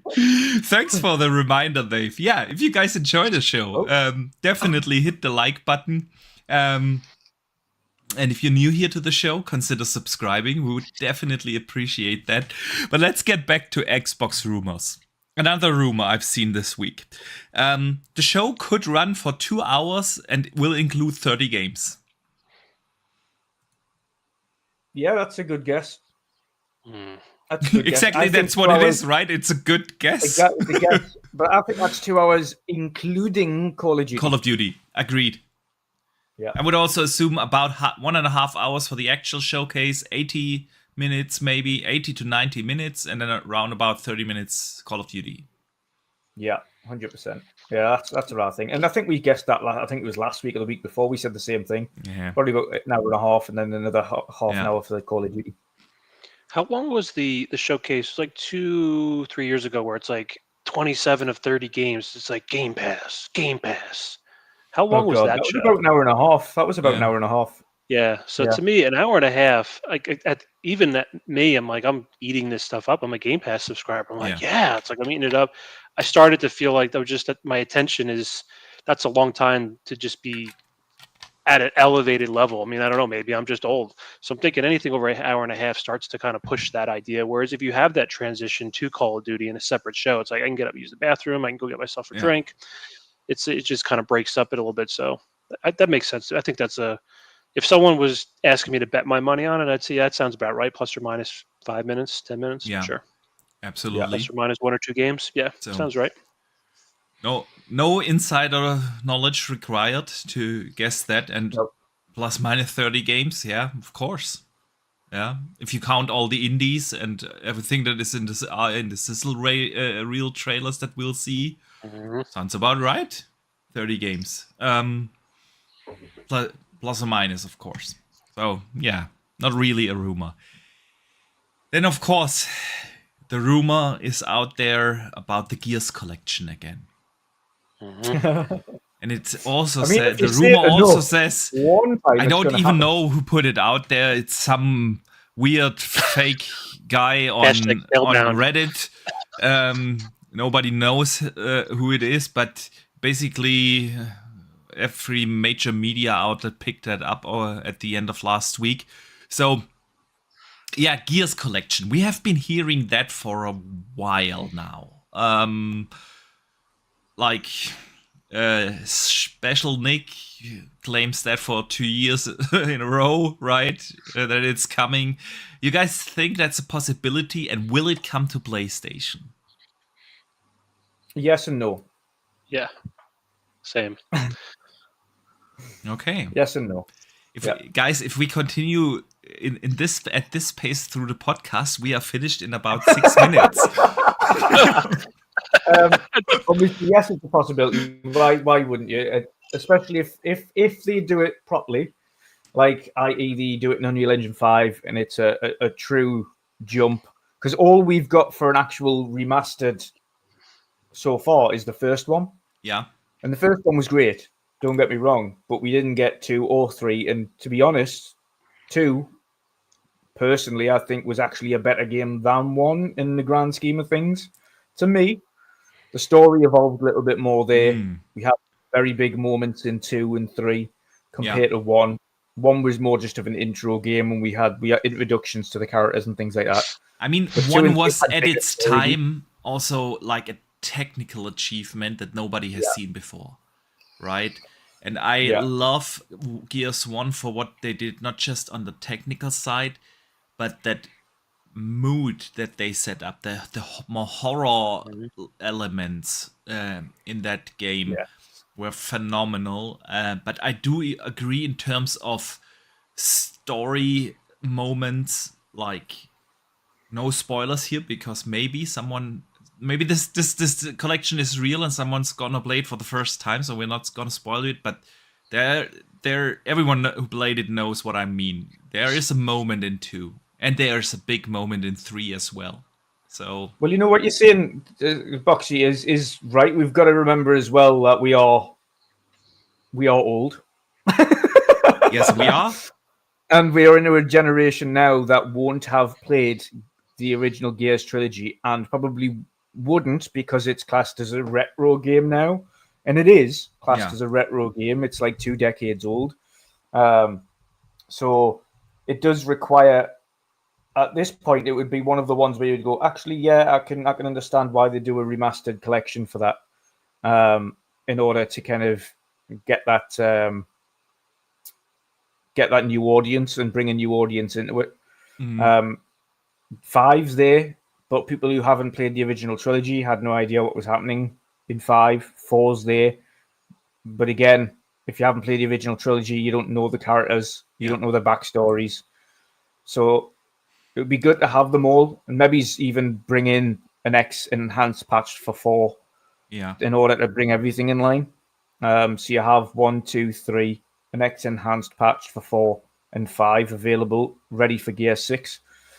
So it's a possibility. We need to get Dave's audio back in here. Yeah. Oh, yeah. Hang on. That's something I have to do on my end. Here we go. Dave's audio is back. How am I doing? You're doing good? Yeah, I have an echo now. No bueno. Huh. Oh, good. I hope you figure it out. Maybe I'll let you figure out and give my thoughts on the Gears collection while you do so. Listen, Dutch, you bring up a good point. I think that's a problem with a lot of long-running franchises, right? If you read Final Fantasy 16... and oh Jesus, I haven't played the first 15 games. It kind of scares you off, right? And with Gears, we've gotten the release is with numbers. Yeah, I think that's also maybe a reason why Halo Infinite wasn't called Halo 6. Yeah, because it kind of scares or can scare new players, a new generation away. Yeah, and Gears 1 is now how old is that? Think 18 years or so, something like Yeah, that. it's almost 3 decades. Yeah, it's the Yeah, beginning of the almost 2 360. decades. So you have an entirely new generation of gamers now that might not have even heard of Gears or played the original trilogy. So if you are going to release a Gears 6 next year, yeah, it would totally make sense. And same goes, by the way, for a Fable collection. Yeah. I'm not putting out rumors here again. I'm just You heard saying. it here first. You heard Yeah, it yeah, here you first. have. I've heard. But hey, plans might change. But a Fable collection, yeah. No, but the point Listen, is. Microsoft. Oh, good lord. Yeah. So you might want to introduce a new generation of gamers to Gears, and if you show a Gears 6 trailer, which I highly think is going to happen, I truly do believe we're gonna see Gears 6 this year. But if you do that, and it's probably scheduled for next year, then you right, it's not gonna be a this year game, obviously. Why not release a Marcus Phoenix collection? Yeah, to just it kind of would make sense to have that. And Gears is just along with Forza and Halo one of the 3 core pillar franchises of Xbox. So it absolutely would make sense to have that. But Dave, I think your audio works again, right? Yeah, yeah. No more echo. How am I sounding to you two? Yeah, sounds good. Good. All right. So I agree, Boxy. When I think of Gears, I think the Coalition, and we know they're working on Gear 6. We also know they work very closely with Epic. It's like this is a tried and true strategy. I'm not saying anything that's like revolutionary. But if you have a studio that is helping Epic develop Unreal 5, and you need to kind of prove your skills, like why not go back to an area where you're already very comfortable as a studio and kind of like leverage some of what you're learning with Unreal 5 on a Marcus Phoenix remaster or collection. You can display what you're doing, at least some of it, launch the collection, and then also go full tilt on Gear Yeah. 6 in 2025. I mean, it just makes too much sense. Just from like like if you were training a team, you would want them to be able to train and figure out like how well can we really push things for these old engines, these old ones. How can we do that? And Gears Collection is literally a training set for the Coalition to continue to work with Epic to put that out. That's how I see it. So it's like I am going to play all 3 when this eventually comes out because I never played the third. And Ooh. it's been so long since I played the first 2 that there's going to be so many moments in those games where it's going to be like a re-reveal to me. Mm-hmm. I'm going to thoroughly enjoy all 3 games in order. Yeah. Maybe not on insane difficulty because I like it's just it was hard the first time. And then I look forward to them showing off Gear 6 for like a 2025. And to me, that's like a disciplined approach to be able to show how good the Coalition. We all know they're the best with Epic's Unreal Engine, right? Absolutely. I mean, that's not contested. So, yeah. Yeah. And then you bring it to PlayStation? No. I don't. I mean, I'm not some insider, and trust me, #trust me, bro. But if I don't think the statement we're trying to make decisions that don't hurt the brand is compatible with bringing your most beloved franchises to a competitor's platform. Or let me put it this way: Xbox needs to learn how to be successful without bringing your staple games to a competitor's platform.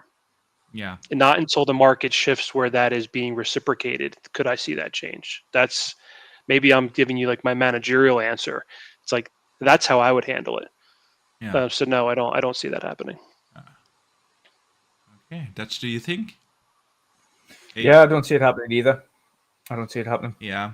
I mean, you could bring up the argument. Could be wrong. Yeah, of course. Just guesswork here. I mean, you could bring up the argument from Microsoft point of view, right? That a Marcus Phoenix collection might introduce players that haven't played Gears ever before, obviously PlayStation players, to the IP in order to make it more attractive for them to switch over to Xbox once Gear 6 comes out. But I also believe that while we are probably going to get more games ported over, is going to happen that they are very careful with their 3 core franchises, and that they are Halo, Gears, and Forza. And I'm with you guys. But hey, all speculation, all rumors out there. Of course, there is the rumor out there of Doom, the Dark Ages. Also, day 1 release actually on Xbox. What do you guys think about that? Fantastic.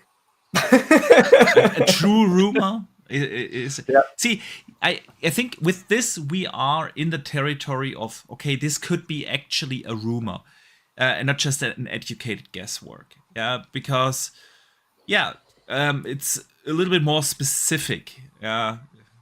It's okay. Apparently, the next Doom is going to have some medieval theme. That was one thing that came along with the rumor. So they got a little bit more specific than, oh yeah, my source told me one first-party game is going to be there. Oh, really?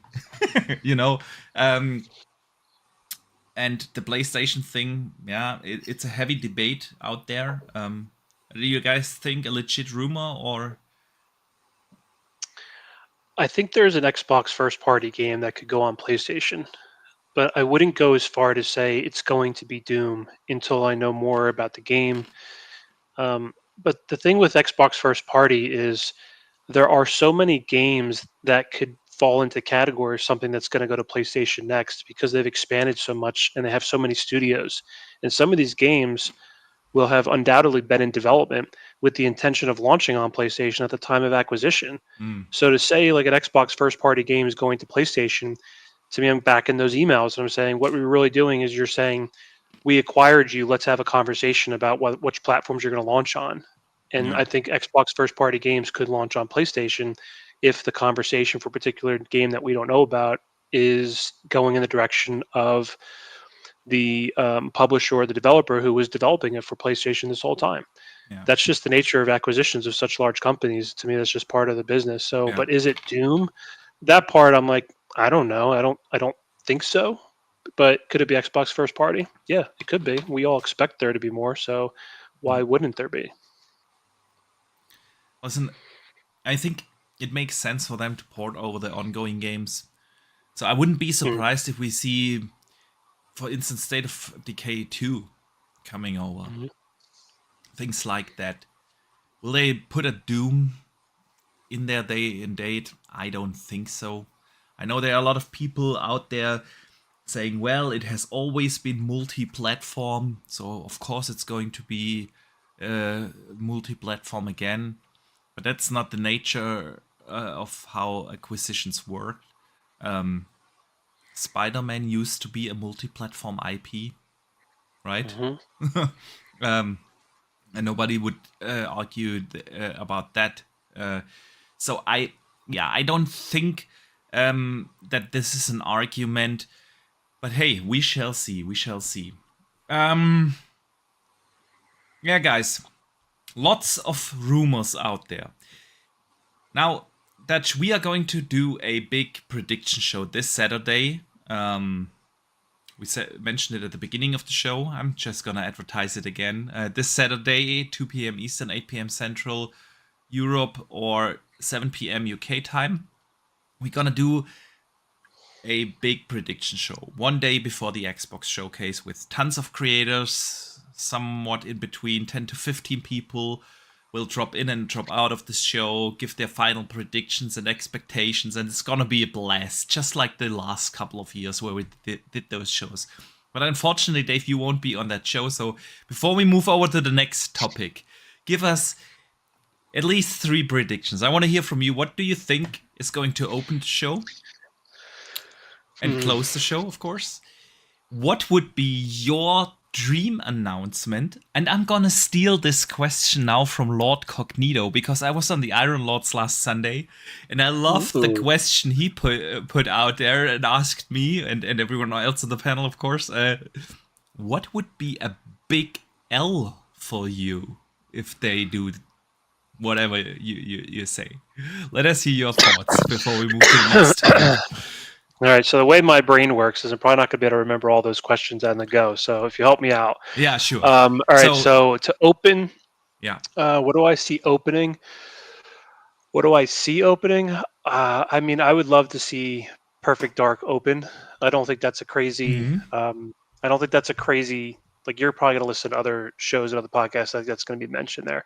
Yeah. But we haven't seen anything for that for about 4 years.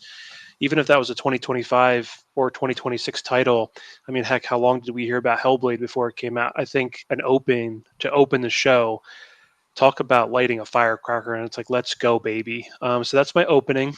The big L would be if we start seeing like PlayStation logos on games at an Xbox showcase. To me, I'd be like, everyone on the Iron Lord said the same thing as it too. Oh, did they? Oh my gosh. Yeah. I didn't. I said one thing different. I said a different thing.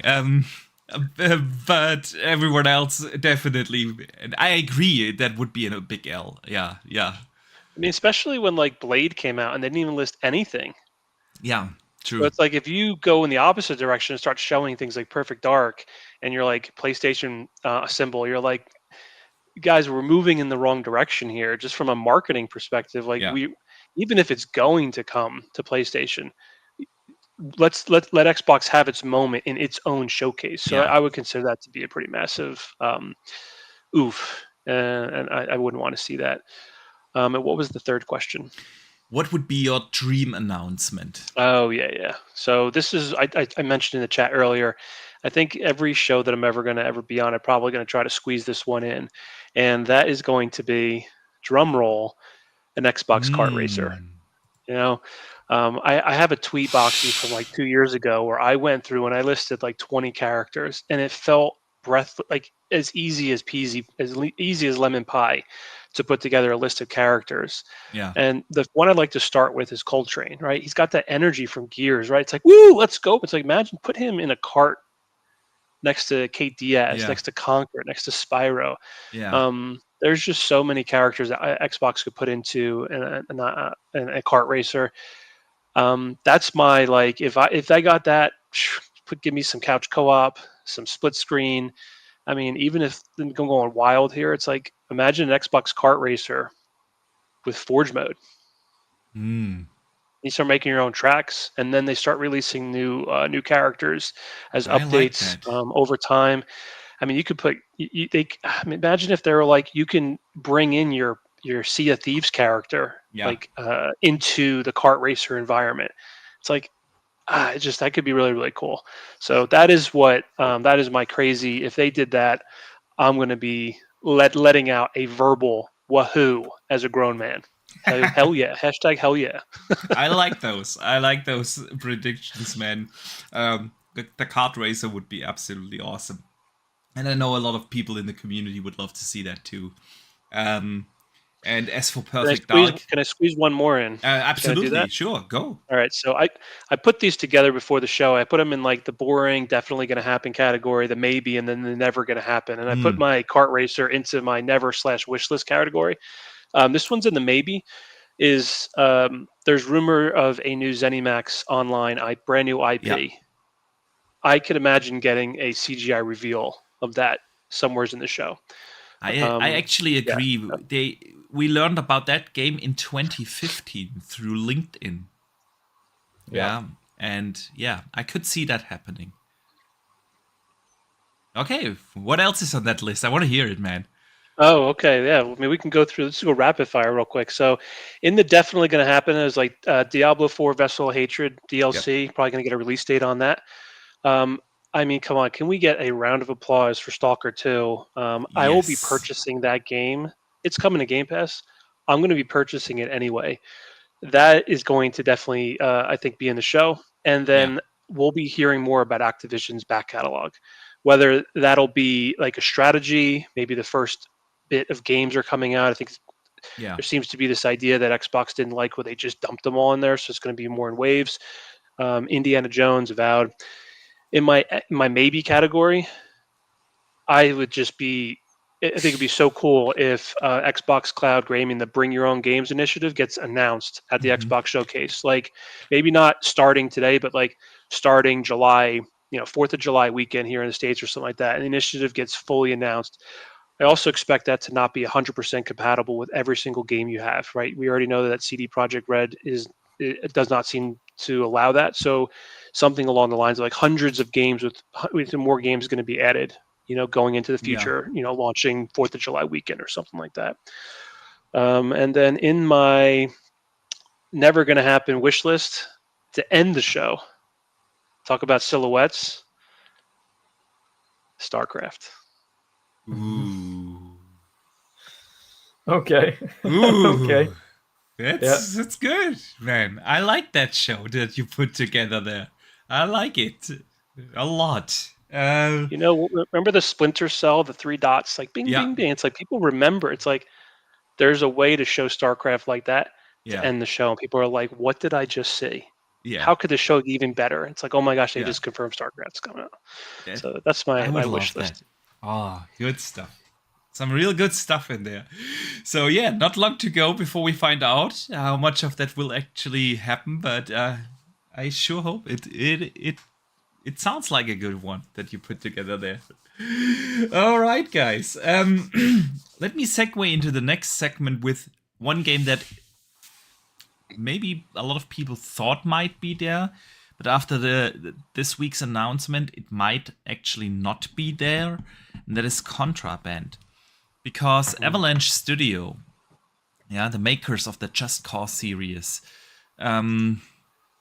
they actually announced layoffs and the closure of 2 of their studios. About 9% of their workforce is being let go. It's unfortunate thing. Hope everyone lands on their feet quickly. We've seen it this throughout the year happening everywhere. Layoffs. But yeah, guys, what do you think about Contraband now? That's been 3 years since we got the trailer. And when they announced it along with the trailer, Xbox said, yeah, we have been working with Avalanche on it for 3 years. So in my mind, that makes it around about 6 years development time, which is why I would have guessed, Contraband probably gonna be there. But now seeing this, what do you guys think? So not only is there a rumor that it's going to be, it's been quote unquote internally delayed, but then Yeah. the part of the rumor is that it's been confirmed by Tom Warren that it's quote unquote a ways off for sure. So I'm thinking that this rumor has legs to it. And then I think to myself from the perspective of Xbox, right? We're still in this season where we have a lot of games like right Yeah. now coming out. It's somewhat, I know financially speaking, a game has to be paid for and you have the devs, you have the roster, but if you're laying those off, part of the layoff could be due to the delay because from a cost perspective, you're saying we're going to extend development, i.e. the delay, and that's going to have a cost implication. So Mm. we I'm not saying I'm a fan of layoffs, but I'm saying from an economic perspective, you're paying less people. Yeah. That is a form of a cost savings from the company's perspective. And then from like a strategic perspective from Xbox, like we're in I don't want to say a glut because these things can always change, but we're in a period where the consensus is that Xbox has a lot of games coming out in 2024, maybe a little even pent up demand that there's rumors of a shadow drop coming. To delay Contraband here, it kind of aligns with the idea of like we might have had to delay another game anyway, just from like a release schedule perspective, right? So I think this has legs to it, and I would fully expect Contraband to be delayed. Unfortunately, I do agree. Dutch, how do you see it? No, I don't see it the same. I don't think it affects Contraband. The studio that they The studio that got closed was one they purchased only a year ago. So I don't think it ultimately affects the development of this game, Contraband. You think And they're I know separate? I also know people who've played and seen Contraband, so I know that it hasn't been affected by anything recently. So I still think Contraband's fine. I think you have a good chance of seeing Contraband at this showcase. To be fair, I don't think this will affect the studio going forward, but ultimately, I think the work that they've done, especially contracted work that they've done with Microsoft, you've got to think about that aspect as well. They are contractually obligated, Avalanche, as a group, to work with Microsoft on this game and adhere to the terms and of course do that. They've been contracted to do so. So they have contractual obligations in order to fulfill that. So they would have had to, if they did do anything, they would have had to consult with Microsoft regarding that and essentially say, "Oh, we will ensure that development isn't affected on X, Y, or Z, and we'll make sure we cover it if that was the case." But ultimately, I think it's not affected, and we'll see Contraband. Yeah. Okay. I'm more in the camp of Dave. I think there's legs to this, and it could actually be that we won't see Contraband. But hey, guys, we shall see and find out in about 3 days. Again, sorry for the people affected by the layoffs, and yeah, let's find out. Okay. Shall we do the giveaway, Dutch? Or should we do one more topic and do it before the community questions? Yeah, we can do the giveaway. Come on, let's do a giveaway. So we mentioned cool. it at the beginning of the show. We have actually 2 codes, one in Dutch's chat, one in my chat, that we give away for Hypercharge. It's kind of a leftover from the bigger giveaway last week because we found out, or at least I found out, that I can't give games to people that live in the United States. So I do have a code left over for Hypercharge, but it only works in Europe. So unfortunately, our listeners from the US can't participate in the giveaway. You have to be in Europe or in the UK. And Dutch, let's do it like last week. Everyone who wants a copy of Hypercharge, please type in the chat #Hypercharge, and we can draw a winner then in, let's say, 5 minutes or so, right? Yes. Okay. Could even be the 60th 1001 copy. Pardon me? Yeah. For anybody in EU or UK that does not have a copy of Hypercharge, #Hypercharge in the chat for a chance to win a copy of Hypercharge. Exactly.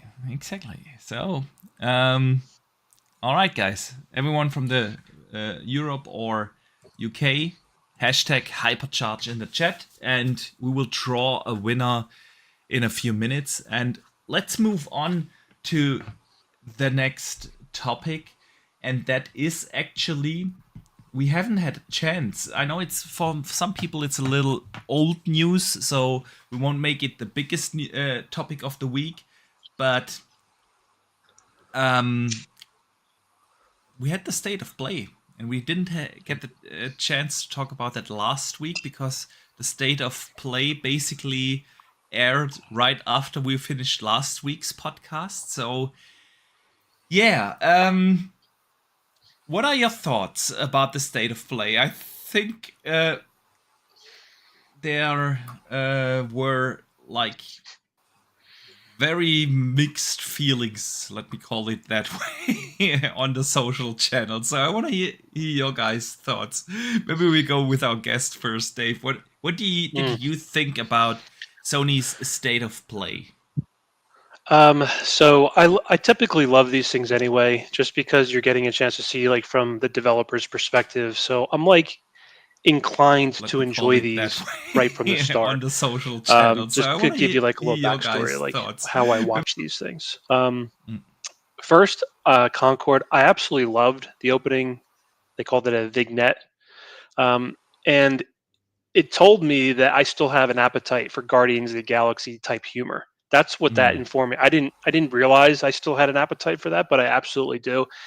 And the entire time I'm watching that opening vignette, um, I'm thinking to myself, is this game going to look as good as Ratchet and Clank? Because this opening vignette looks fantastic. Like, it basically looks like they should be making a movie out of this. Which is Mm-hmm. my second question: is like, am I going to be able to watch this in movie form, or am I just going to go pop in an old hashtag Blu-ray and watch one of the old Guardians of the Galaxies? Yeah. So I know that I was reading some people's opinions. They're like the humor was off. My appetite for humor, I was loving it. I enjoyed it. Now the actual gameplay itself is when I was started to not zone out, but it was more like I've seen this before, and it's called Overwatch. Yeah. True that. It looked good, but the graphics didn't look as. I mean, it's not really a necessarily fair comparison. But when you have studios being able to put out games like Ratchet and Clank, and then you're showing me that opening vignette, I don't know what the game is going to look like, so I have to kind of fill in the blank. And I started thinking to myself, like, can they get close to that? And I think, based off what I've seen, I think the answer is no. It is more in that Overwatch style, Yeah. which is fine. There's nothing wrong with that. But if I want to load up that, a 5-on-5 game, I'm gonna probably load up Overwatch and jump into my Bastion and rock out. Mm. So that was number one. Silent Hill. I don't. Do we doing more than one? Do you want to pause? How do you want to do that? No, just tell Yeah. us your thoughts. Go ahead. Yeah.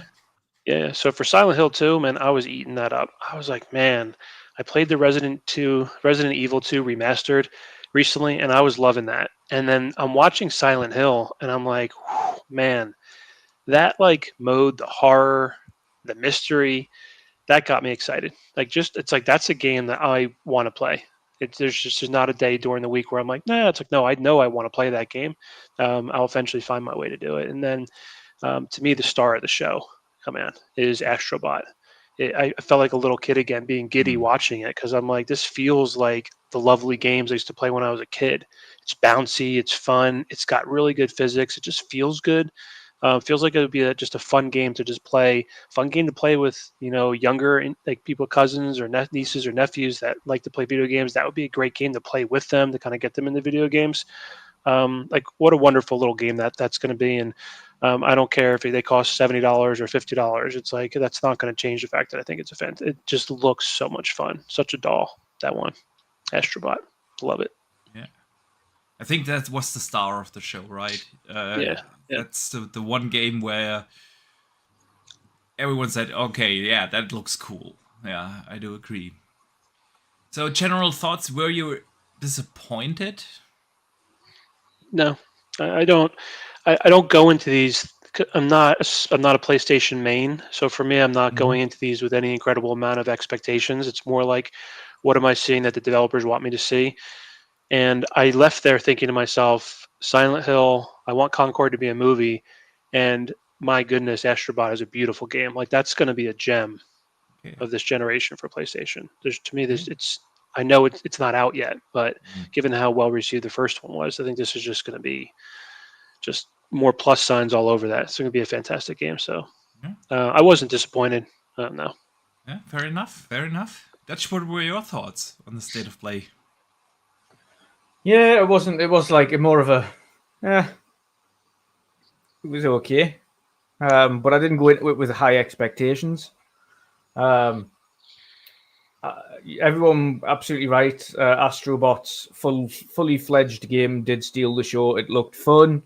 It looked like a traditional, cool platformer that is again going to be the only game that truly utilizes every function that the DualSense has to offer. Whether it be blowing into your controller, whether it be shaking it, whether it be feeling the different kind of flooring types every time you're going across ice skating or things like that. It was like the little sampler version that we got on PS5 when you buy the console for free.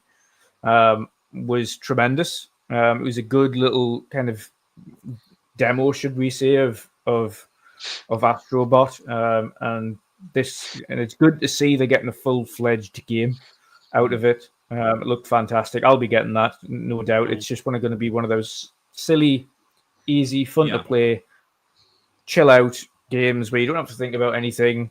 Pretty simple puzzles, nice, cool gameplay. It's got some cool bosses in there that I can see, which looks awesome. Yeah. Some of it looks a little bit like I wasn't going to go not StarCraft, the old kind of space shooters you used to get. I've forgotten the name of them now. From years, yes, yeah, from years ago. And that looks fun, but ultimately the rest of the show was okay. I didn't make much of Silent Hill. Looked okay, but it didn't like wow me for a remake. It looked all right. Yeah. See, on Silent Hill, my issue is we are a little spoiled with good horror remakes lately. Yeah, we had Dead Space last year, we had Resident Evil 4 last year, and they were all phenomenal, right? And Silent Hill didn't look that good to me. It looked like a good game from the era somewhere in between PS3 and PS4, to be honest. And this is the problem, Boxy. Is in the age of these amazing Resident Evil remakes that they're pumping out that look absolutely phenomenal. Silent Hill doesn't live up to that in terms of what they're doing with it. Like it exactly doesn't. It just doesn't. And Silent Hill always was for me more about the story and the atmosphere.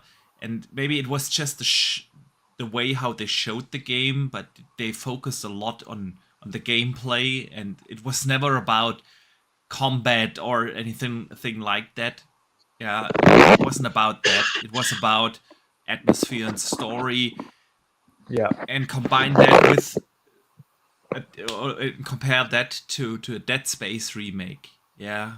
Now it's like, that's why it didn't convince me properly, honestly.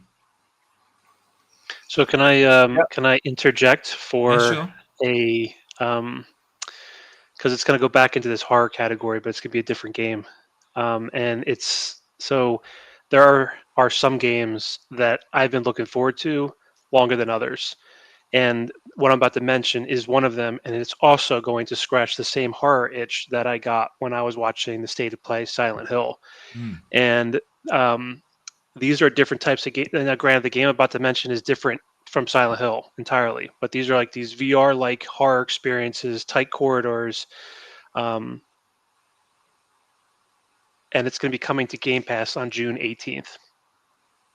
Still wakes that the game deep. Is Still Wakes the Deep. Yeah. Ocean Rig in the North Sea. Yeah. It's been getting some really great previews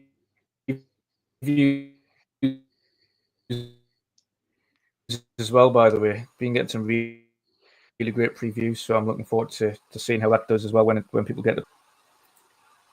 Yeah. Still Wake the Deep looks absolutely phenomenal in terms of atmosphere and everything. So yeah, that you were just spotting a little bit. I don't know whether it's on your end or my end, but let's see. Maybe just a hiccup in the internet connection. I've got no idea. No idea. See, my thing with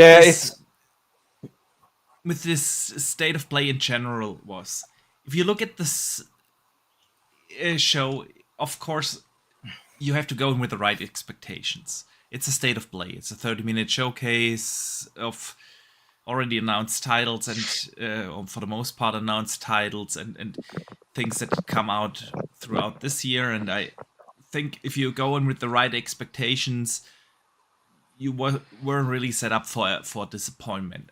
However, the problem with the State of Play for me really isn't about the State of Play itself.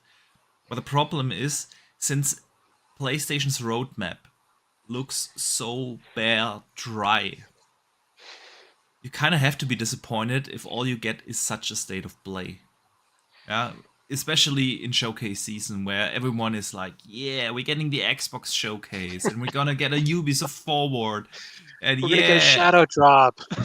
and shadow drops, and even even a summer game fest is gonna be there. Yeah, also tempering expectations now, but like we discussed earlier, but we didn't temper expectations for Summer Game Fest that much last week, and then you look at PlayStation. They haven't had a showcase at all in 2022.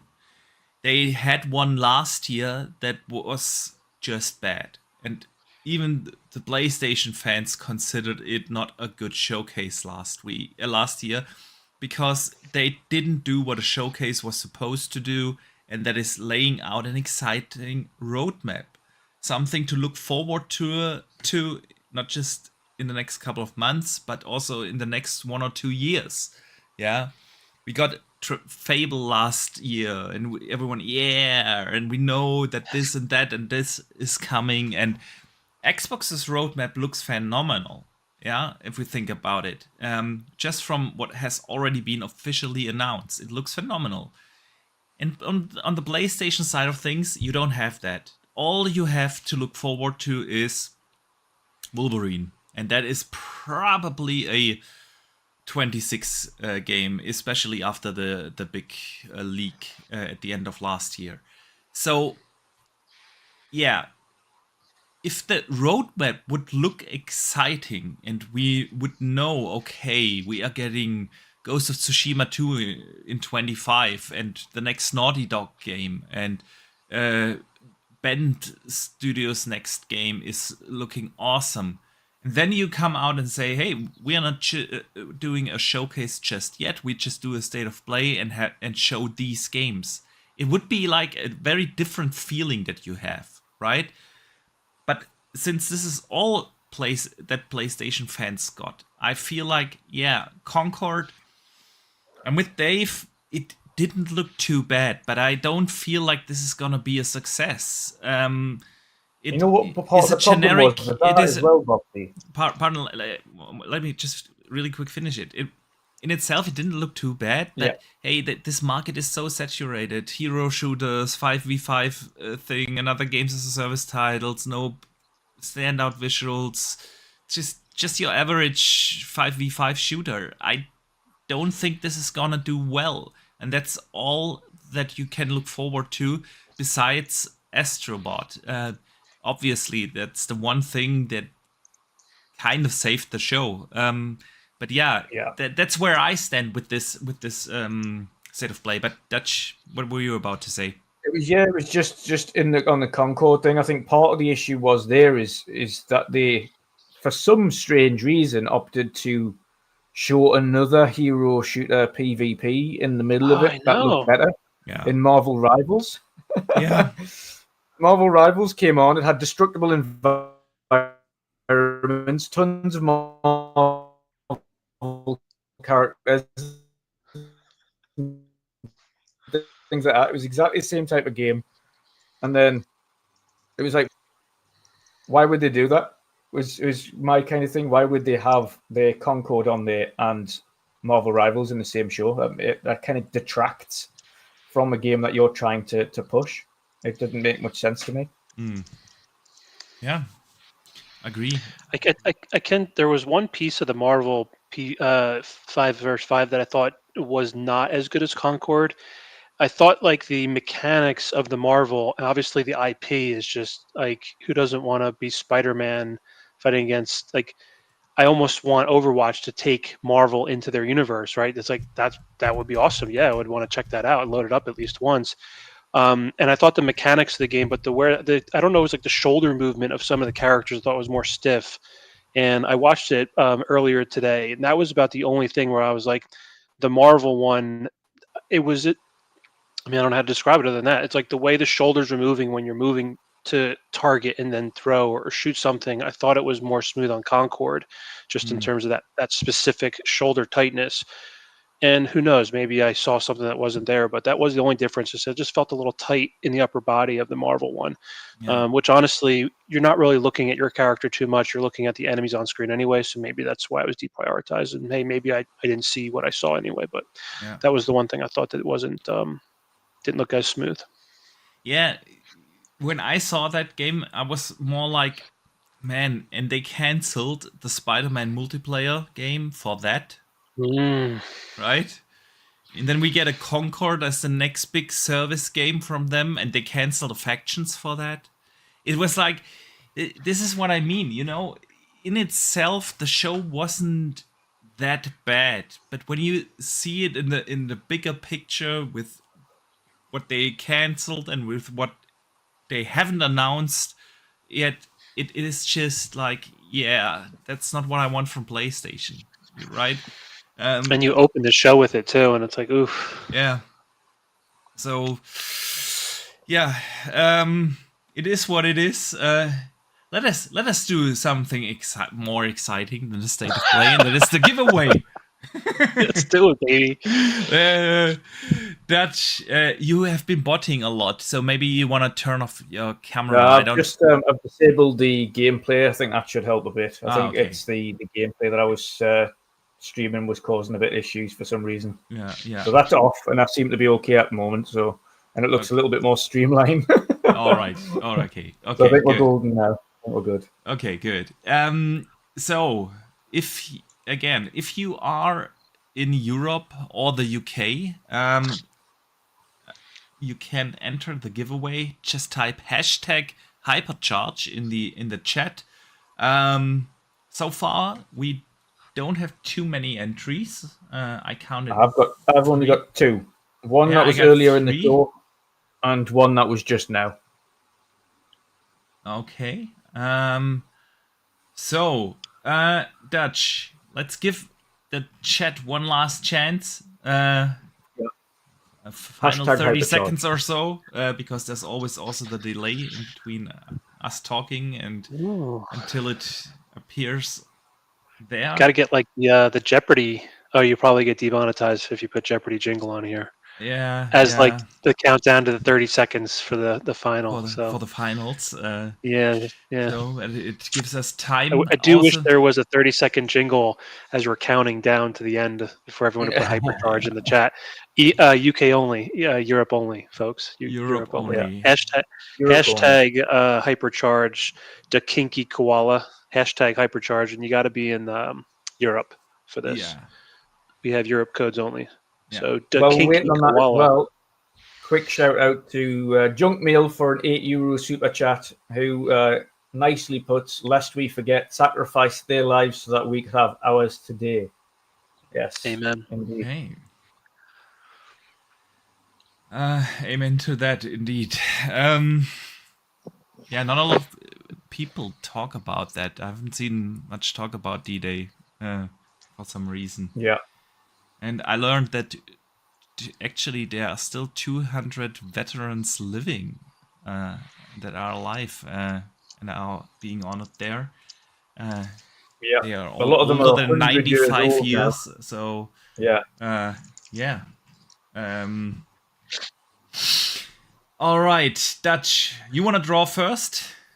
Because I still have to. We'll let you draw first. You've got more, and you've probably got one of my duplicates, I think. So, who are your entries then? Yeah, I've got Abdel and Junk Meal. I only have 2. All right, it's the beauty of dual streaming.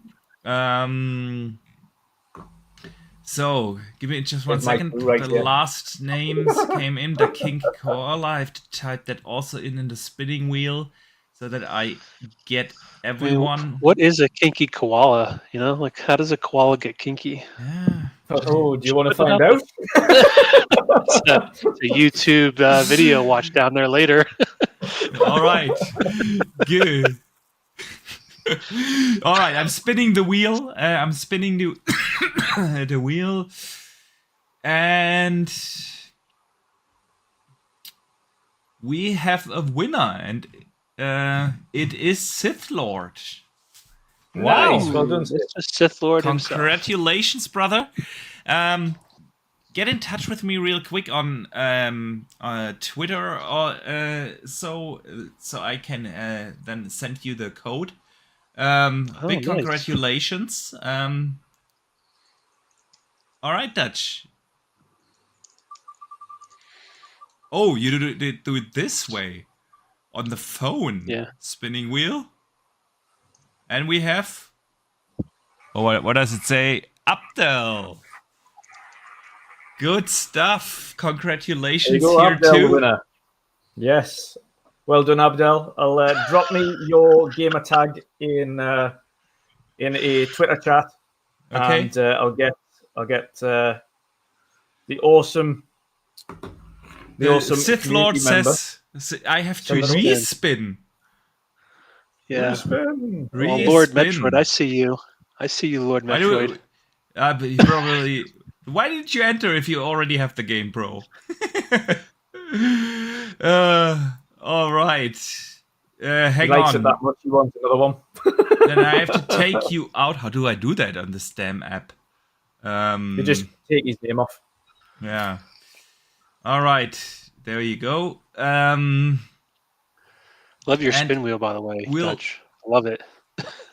It's a way better way to do it on the phone. Yeah, it's interactive. I feel like my- I'm gambling. I'm like, oh yeah, my- blue.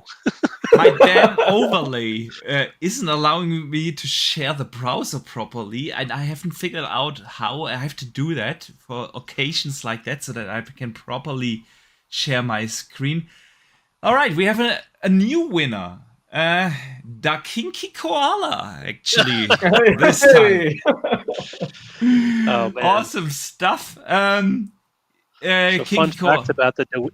two fun facts about the Kinky Koala is that he's a DJ in Berlin, number one. Okay. So you can check him out. And then number two is Lord Metroid told us how koalas can get kinky. It's in the chat.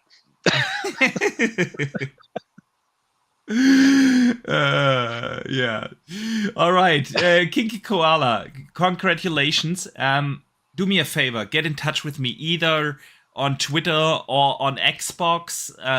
It's Boxenberger everywhere. Easy to find. Just drop me a message so I can send you the code. And big congratulations there. Good stuff here, guys. Good stuff. More gamers get to experience the fun experience of Hypercharge, which is fantastic. So, yeah. I think that's it for the news of the week. And guys, that means it's time for the community questions.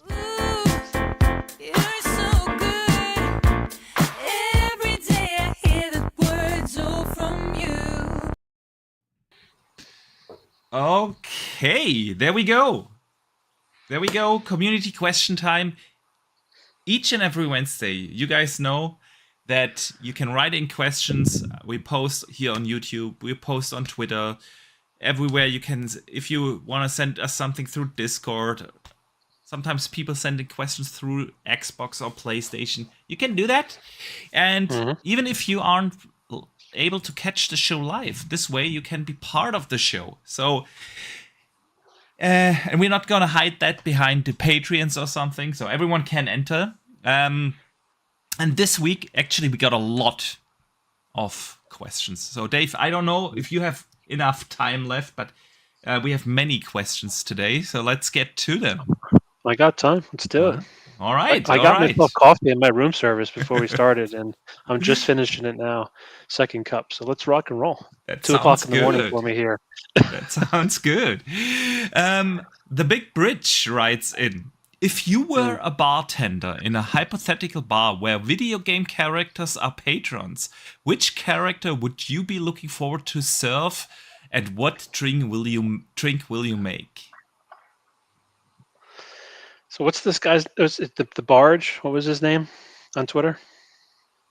The Big Bridge. The Big Bridge. The Big. I certainly Bridge. hope you're here listening either live or later on Spotify, Apple Music, or elsewhere, wherever your enjoyment takes place after the fact. I absolutely love this question, and I mean he nailed it with the GIF, right? Yeah, Like, yeah. what a great question. Yeah, it just felt so good. So, the GIF reminds. So my answer is going to be in line with how I interpreted his GIF. So if anybody hasn't seen it, you can find Boxy's Twitter post asking for questions. And the big bridge, he posted a GIF that reminded me of old DOS games. We're talking about our old computers with 24 megabytes of RAM. So I'm going to stick with that. And I would be surprised if anybody on this show, chat, live, or afterwards, hit me up on Twitter, knows this name. And I'm going to go with a gentleman named Tom Jetland from a game called Mars Saga. So Mars Never heard that. Saga is a RPG video game that came out for the Commodore 64 in 1988. And similar to Tetris, it has a addictive little basic bit tune. I can sing it now, otherwise I'd embarrass myself. I mean, I would do it. You have to ask me to do it. You can Go build up for it. a max.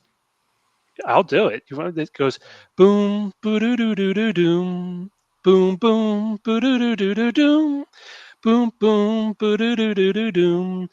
It's like it just goes on like that, and then it just starts boom, boom, boom, boom, and then it just starts over again, and it does that thing Dutch, over. why Very don't you Tetris. ever do a voice performance on here? I don't want to deafen the audience. Yeah, I'm not sure, Boxy, that's going to draw the audiences. Yeah. So I'll finish telling you about this game. It's a max party of 6. Top-down bird's eye view is how it plays. And you start the game with one character, and the character's name is Tom Jetland. And to finish answering the Big Bridges question is I'd make him a Bloody Mary, both because I like that as a drink, but then also to show a sign of respect to the Big Red Planet, which is where the game takes place. Mars Saga, 1988. Good And shout. one day I will beat that game. Good shout. Dutch, what would you do? I'm not sure. I might just go for Western and go for Red Dead with Dutch as the patron, just for having namesake in there, and give him some lovely spiced rum called Old J. Interesting. So, I'm not sure what I would do. Maybe I would serve, Link from Zelda, and just ask him the question how he can be reborn so many times in so many different universes, and I would serve him a good pina colada too for that. So yeah, good question, the Big Bridge. Drawn TJ sends in a super chat. Thank you so much, and he says you do know if anyone not in the region can turn on VPN and accept the gift. Sorry, I couldn't say it earlier. I'm working. Yeah, first of all, thank you so much for the hint. Yeah, it is actually possible to redeem gifted codes via VPN. However, it would break the Xbox rules, and I doubt that they would enforce it. But I wouldn't encourage anyone to do that. Otherwise, they get their accounts, or could potentially get the accounts banned. I got that. My first original Xbox account got banned. Not for using VPN, though. It was somewhere during the 360 days. I switched regions to download the uncensored version of Wolfenstein. And yeah. What was your old gamer tag, Boxy? It was Master Boxy. Master Boxy. Master Boxy is no more. Is no more. So yeah. But yeah, of course, the next time we have such a code, we could definitely give the hint. That's a good point, TJ. And everyone should do it on their own risk. Yeah. And you guys can decide for yourself whether you want to do it or not. I don't think that Xbox is really enforcing these kind of restrictions anymore. Haven't heard anyone. But back in the I always 360 use days, VPNs all the time for these things, so yeah. good. Back in the 360 days, they were strict, man. They were strict. Yeah. All right. You mind if we read a couple of these from the chat? Because these are so interesting. Sure. The bartender question. So we have Pyro says if he was a bartender, he'd want to conquer the squirrel to be his That's a good regular. one. Yeah. And then he said just conquer alone would keep him afloat. So he's thinking more like entertainment and financial there. That's how I guess I'm reading that. And then Big Mad Mo says he would serve Rex a scotch. Scotch. Yeah. That's and a then good Sith one. Lord, R.I.P. Master Boxy. Yeah. Yeah. That's why my Xbox account is only like 14 years old or so. But it is what it is, right? I have to really quickly switch gameplay because it ran out. So there we go. Toothpaste writes in, AAA games are extremely costly to make, which leads to publishers sticking to dominant established genres and trends, e.g. open world RPGs, Souls-like RPGs, and so on. If you could have your way, which genre features would you like to see in a AAA game? In his opinion, a roguelike AAA game will be huge. That's I'm a big fan of Metroidvanias, and Metroidvanias have been we got a couple of really good ones, like Ori, like Hollow Knight, yeah, which fingers still rooting for a Silk Song date at the Xbox showcase, or earlier this year, Prince of Persia. But I feel like most of them fall more in the indie scene, and I would love to see a proper Metroidvania game, yeah, in the AAA space. What do you guys think? We're given a budget of what, 150 to make the AAA game of our dreams? Huh. No need to do marketing. It's just going to be made the way we want.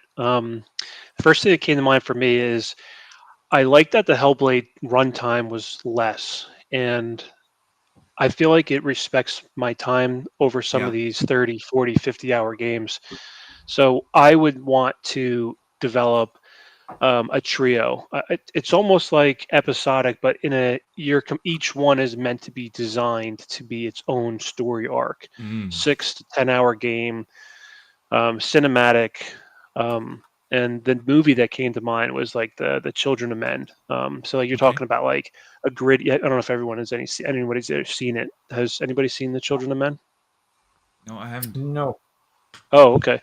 So the world isn't able to reproduce anymore, so it's just adults. And then it's a fantastic movie, really like somber, but it picks up and has some action in it. So I'm thinking something like that. To be able to develop, say, 3 of those, and to announce it as a trilogy from the start, and then you're dropping one like 2024, 2025, 2026, and then let the series rest. Like that is what it's meant to be. It's not meant to be 4 or 5 or 6. Like let it come to an end. 6 to 10 hours of gameplay, cinematic, gritty.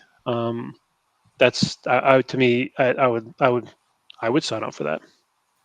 Yeah, it's a good shout, Dutch.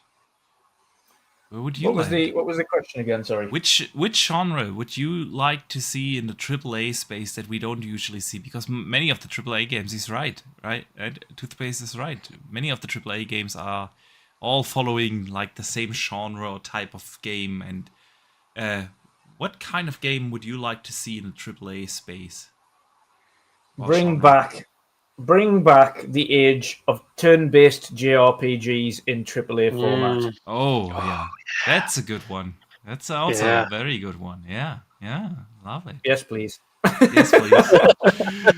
Lord Metroid. I mean, as much as we loved remake and rebirth of Final Fantasy VII, the diehards would have absolutely loved a AAA version of a turn-based JRPG in that format. So everything you loved before, but bring that into just what it was, as well as what it is now.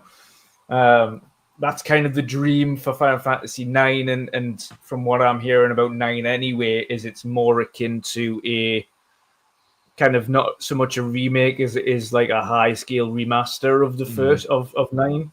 And if that is the case, and it's more just a really high scale remaster of 9, and it just brings it into the modern age, and it's still turn based, I would absolutely, God, I'd absolutely love that. I think I'd be playing that till the end of time. Yeah, So bring back the traditional, because we used to have loads. If you have to think about it, we used to have like Lost Odyssey and Blue Dragon and all of those like Skies of triple Arcadia and so on. Yeah, that's a good now one. we've got Octopath Travelers, like, and Ayuden Chronicles are the biggest turn-based JRPGs that we've got left. Yeah, true. Lord Metroid sends in a $2 super chat and says, Metroidvania, Spoxenberger knows what's good. Yeah, thank you. I do love me some good Metroidvanias, man.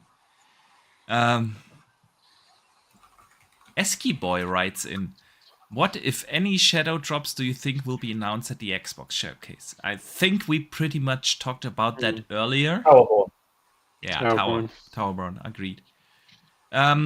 So Pyromad writes in, my question, which achievement or trophy made you give up going for 100% on a game? His was Gears of War 3, seriously 3. Seeing the criteria made me decide to not focus on completion, only playing for fun.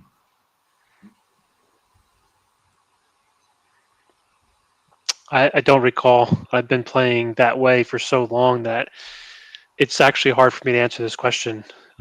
I just don't. I almost wish I could turn achievements off. Like I don't mind getting credit for them, because sometimes at the very end I'm like, oh, how much did I by chance collect by just playing the game kind of with it hidden? So that part I kind of say, like, and I get a sense like how much more there is just based off the gamer score, which may not even be logical sometimes. But for me, it happened so long ago, I don't remember the game, but I can tell you that I'm in the land of I want to play the game and I don't want things popping up telling me I did something 100 times, or I got to block something or parry something 100 times in order to get 25 gamer points. Totally with you on that. I'm in the exact same boat. I'm not an achievement hunter, and I've never been one. I never look at what do I need to do to get an achievement, because I don't want to play a game in a certain way just to get achievements. Yeah, standing on one leg singing Kumbaya while doing 3 headshots. That's not. Or running around finding 100 random collectibles just to get the achievement. I don't find enjoyment in that. I know there are a lot of people that do enjoy the achievements or trophies, but yeah, they're not for me. I can't remember that I ever did go after achievements. So yeah, I'm pretty much the same. I'm not so much an achievement hunter per se. Like if they've got one where you have to do it like 4 times with a difficulty revamp every time, like do it on medium, do it on super hard, do it on unbelievably difficult, do it on nightmare. Like, nah, I'm not doing all that.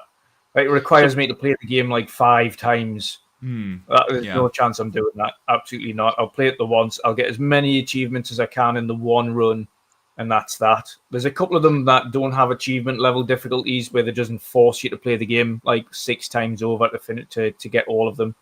And the likes of God of War and God of War Ragnarok were both 2 games that were pretty easy to 100 or platinum, that didn't require you to play the game multiple times in order to do so. And Hellblade's one of them as well, where if you take your time and you did just search around everywhere and had a good look, you can theoretically get everything done in one playthrough. Or you can maybe do chapter select and go in afterwards and get the stuff, which is what I did, which was I played through again on Hellblade 1 and 2, but also used chapter select in order to pick up a couple of the laws that I didn't get. But on those type of games, I don't mind so much, because those also provide kind of universe lore, where it gives you a nice little story element. You can kind of sit there and like for 30 seconds you listen to a nice little bit of lore from the universe, and it gives you a little bit of a story. You can kind of sit and have a chill and then crack on with the game again. So I don't mind those, but I don't like I don't so much like the one. Everyone hates the grindy ones where it's like pick up 5,000 flowers or find 400 skulls in the game, and you're like, well, what? Like half of them aren't even in the realms of finding where they are. They're like the top of a cliff on a part of the map that you shouldn't really be able to get to. Yeah. Don't get me wrong, I do enjoy playing side quests and whatnot. Yeah, content that actually gives me enjoyment. But these artificial achievements, not for me. But hey, everyone is different, right? So Sergeant Sentinel writes in, it was previously mentioned that Xbox would be focusing on backwards compatibility again. Could this mean we are going to get a shadow drop of Activision titles at the upcoming show? And what titles would be priority? Think we also touched upon that a little bit earlier, but I do totally expect to be Activision games to actually drop this Sunday in Game Pass. Yeah, I think Call of Duty is a priority. I think we'll maybe get Tony Hawk's Pro Skater, the remastered bundle, Crash Team Racing, Spyro, Crash Bandicoot, those types of games. They've been out for years now. I think they'll easily slot in into the Game Pass collection there. So they'll be good for everybody to pick up now. Of course, we've got Crash 4 on there as well, which a lot of people didn't pick up. That they'll be able to kind of go and play Crash 4, which is the newest one of that. But yeah, ultimately, I think it's just going to be those little games and then Call of Duties. A few of the older back compat stuff, but not much. Yeah, I could see something like Tony Hawk, Spyro, Crash, that stuff also happening. Yeah. I do want to mention that it's probably not the first priority, but Barbie Horse Adventures Wild Horse Rescue is probably on the list. Absolutely. Top of the list. There are only few things on this planet I could care less about. And it's Call of Duty. Actually, I do enjoy the Call of Duty campaigns. I think they are like, I always say they are like a Michael Bay movie. Yeah, turn off your brain and enjoy a couple of hours of good action. But I usually don't pay $70 to play a 5-hour Call of Duty campaign. So sometimes I get the Call of Duties when they are on sale for $20 or so just to play the campaign. So yeah, actually, if they drop the Call of Duty games, I could go in and play some of the games I've missed over the years. I would. Yeah, I do a lot of the campaigns and things like that. And again, this is what happens especially when you do back compat stuff like that, and it goes on to Game Passes. We know they've switched on all the servers again for all the older games. Yeah. So it just picks up more player numbers on the older ones. And if people don't like the new Call of Duty Black Ops when that releases, and you get a small subsection of the crowd that don't, they automatically just drop into the one that they preferred. And if all of those ones that are preferred now have servers that are online again, then you see a big player base in those ones again. So they still kind of level themselves out. If people don't like the new Black Ops, they'll go and play one of the older ones. So, and do we see, here's a little follow-on question for you. Do we see the return of back compat enhancements for older Call of Duty games? Why not? I would assume so. Auto HDR, FPS boost. Yeah. 4K, super resolution, or whatever it is. They don't have Call of Duty is like Call of Duty is like James Bond. You could always go back and watch your favorite movies in the James Bond series. If like Call of Duty's like that, there's so many, and you have your favorites. You can just go back and play your favorite ones. And when they launch those with Auto HDR and FPS boost, it's like, why wouldn't I want to go turn that on and play the campaign? Why not? Yeah. The next one is a good one. Whistle writes in and asks, when are we going to get some new great single-player first-person shooter games? Doom Dark Ages will be awesome, I'm sure, but as a big FPS fan, it drives me insane that everyone just wants to put out live service hero shooters or Bungie wasting their time on an extraction shooter. think it's a good maybe question because, yeah, a lot of shooters try to go in the games as a service kind of space, and they basically all fail. They are not Fortnite, Call of Duty, and we have those markets basically saturated. And it's a good question. Good first-person shooter single-player games. Wolfenstein or Quake. Yeah. There's a few more actually. I mean, Wolfenstein is the thing is about Wolfenstein. I would love to get that, but we are getting Indiana Jones first. And I'm not saying I'm not excited for Indiana because awesome, really looking forward to it. But I think that's why we will have to wait a little longer for Wolfenstein. No, but yeah, there is a few franchises that still exist that are first person and not really multiplayer. Doom is one of them. Wolfenstein is another. Halo has a set campaign and the multiplayer separate. Call of Duty does as well, but the campaign's been wavering a bit recently, and they really get back to their best on that. Yeah, and they're super short. I mean, 4 hours campaigns. Yeah, not a proper campaign.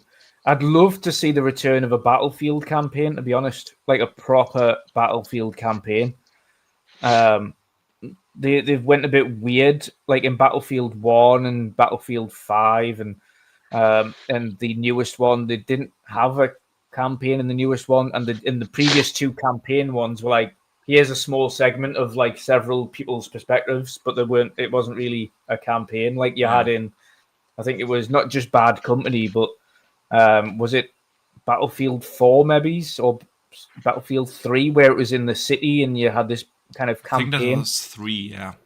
Yeah, like that was when Battlefield was still really good and people enjoyed the campaign on that. And I think they need to get back to that as well for the next Battlefield.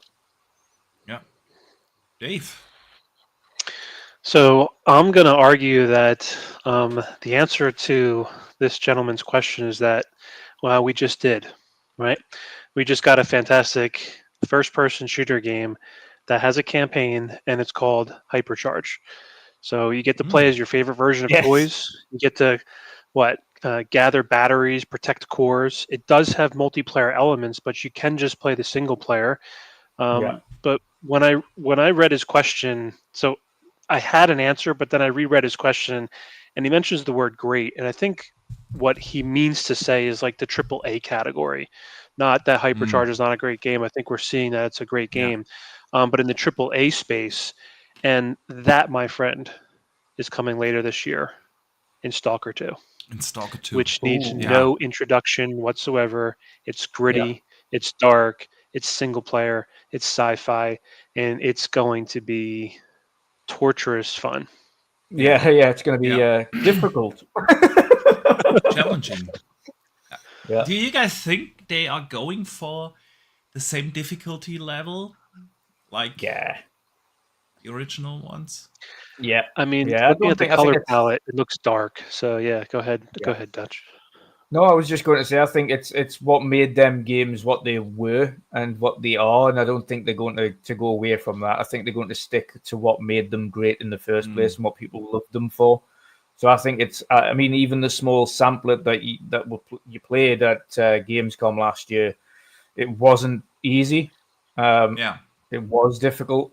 You had multiple options where you did die, or you could die, or you could change the way things panned out, and it might have been better for you if you just helped them. But the fact that you didn't help them and let them die, or you killed them instead of killing the dogs, the whole town was after you after that. And then, of course, you've got the elements, because, of course, you've had this whole nuclear fallout and things like that, and you've got the elements that attack you. And you've got to get into shelter. So, it's going to be... it's going to be difficult, but that's what Stalker is about. It's not meant to be easy. And I think the easy version of Stalker was the Metro games. Yeah, agree. Another Metro would also be It looks so beautiful too. Yeah. It's going to be a beautiful looking game. Oh yeah. Yeah. Stalker looks phenomenal. I would recommend that one. Just you want to, if it's like, go pick up Hypercharge, play the campaign, and then play Stalker 2. You get the punchy kind of old school. It's a short campaign, is what I'm hearing, and then you get the brutal fun later in the year, which is I think is right up your category. That's going to be Unreal 5, AAA, good Yeah. story. It's going to be tough, but just lean into it, and I think you'll get through it. Yeah. Absolutely. Yeah. We will probably see more of Stalker 2 on Sunday. I know. Can't wait. So, last question of the day. Siki writes in and asks, what do you guys want Everwild to be? Personally, I want a farming life simulator like Sims meets Palworld meets Animal Crossing. I think Everwild is, and we mentioned this, I think, last week, Boxy, when we spoke about Everwild. I think Everwild, they will have learned from what they've done at Sea of Thieves, and I think Everwild's revamp will, or at least reimagining, because they haven't started from scratch, but they did change the direction of what the game was really going for. Yeah. I think they've kind of arched it more along, okay, we've done this really great for Sea of Thieves and the community. And obviously, we knew Everwild was meant to be a cooperative kind of open world, a exploration-y fantasy kind of world that they had in there. And I think it's going to be kind of like Sea of Thieves, but based in an entirely different universe. So it's going to be this cooperative experience that you all kind of work together to kind of solve these mysteries and things like that. So that's what I think Everwild will be. And what again, do it'll be you want this it online. to be? And to be fair, I would like that for Everwild, because I think it would fit very well into the nature of what Ray do, and it's craft these whimsical universes that are great for exploration, whether that be with or without people. I think that is good. I think Sea of Thieves has shown that as well, that with or without friends, especially now with the ability to do PvE, and not PvP, and being able to have private lobbies there in Sea of Thieves, is you can go in and enjoy it by yourself and have these magical adventures, or you can go in with friends and do the same. And I think that could very well translate over to Everwild in just an entirely different universe. I would like to see what that universe is, based on an entirely different concept, which would be kind of magical creatures and kind of spiritualism and things, which is what I kind of gathered from the initial trailer. Healing, Yeah. one with nature. So for me, Boxy, the thing that I come back to, and that's even with Sea of Thieves, even with Grounded, and both of those have, I don't know how to call it. They're not violent games, but they have elements of like shooting things, right? So you're shooting your rifle, you're shooting your cannon. In Grounded, you're shooting bugs. I am curious, can Rare make a video game that has no shooting elements and still has a hook to it? Like, is that possible, where maybe it's inventory management, maybe it's not more like a tower defense, in the sense that you have to manage your inventory under certain conditions in order to perform a spiritual act on a wounded animal, and then that's the challenge, where it's less about the shooting or attacking something to survive, and it's more about the healing and the spiritual nature of something. It's like, we don't really have any games like that, and I'm not saying that it's going to be successful, but that's what I kind of want to see, is Rare able to kind of crack into a new genre where it can be fun to go in and play a game more like a Nintendo game, where there's not violence is not part of the game at all, yet it's just ridiculously fun. It's cooperative. You could have, for lack of a better word, boss areas where, like Dutch, you have to manage your inventory under conditions that require you to like shift things around. I have to do it on mine. We have to do it together in order to attack, or to heal a more difficult scenario or something like that. Can Rare make a gameplay loop that's fun, that they can add to over time, that's community driven, that does not include any violence? I'm just kind of curious, like, can they even do that? And why do I believe that's possible is because in Everwild, there was no violence, not one frame in that entire show. As it was, if anything, it included like looking at the stars, looking at the moon, reading that energy, healing an animal and seeing it grow into splendor. How could that be turned into a game? And I'm kind of curious, like, where's Rare going with this? And can the game be pretty much lacking violence, but yet still have a gameplay loop that's fun and addictive. Here's a small example of that kind of healing process, should we say, of a universe like that, and that would be Jusant. Okay. Yeah. Zero fighting mechanics. It was all exploration and climbing, but ultimately you had these things at the top that looked like giant floating wheels, Yeah. and you were trying to essentially heal them and kind of heal the universe, as it were, when you got to the top. Yeah. And that was all pretty much part of the story. There wasn't fighting in it, but it was a very interesting game per se. But like you say, it's about building the loop of the gameplay to become okay. So Yeah. that's the catch here. Maybe we're not killing things, but maybe these boss things are really angry at us, but we're trying to help them. Yeah. And it's going to get rough for us, and we might get damaged. There might be a conflict, but we're not trying to kill them. We're trying to heal them, and it's quite the opposite. We're trying to save you. Will you calm down? And you've got to try and calm the beast down, and you've got to try and heal it so that it kind of it's fine from then on. So kind of counter the fight. You are fighting, but you're not damaging. You're doing the opposite. You're trying to kind of get them on board. That would be interesting. Yeah, it would absolutely. It sounds like something unique, something we don't get too often in games. I'm always up for that. While I do think that Everwild is probably going to be something like you described first, Dutch.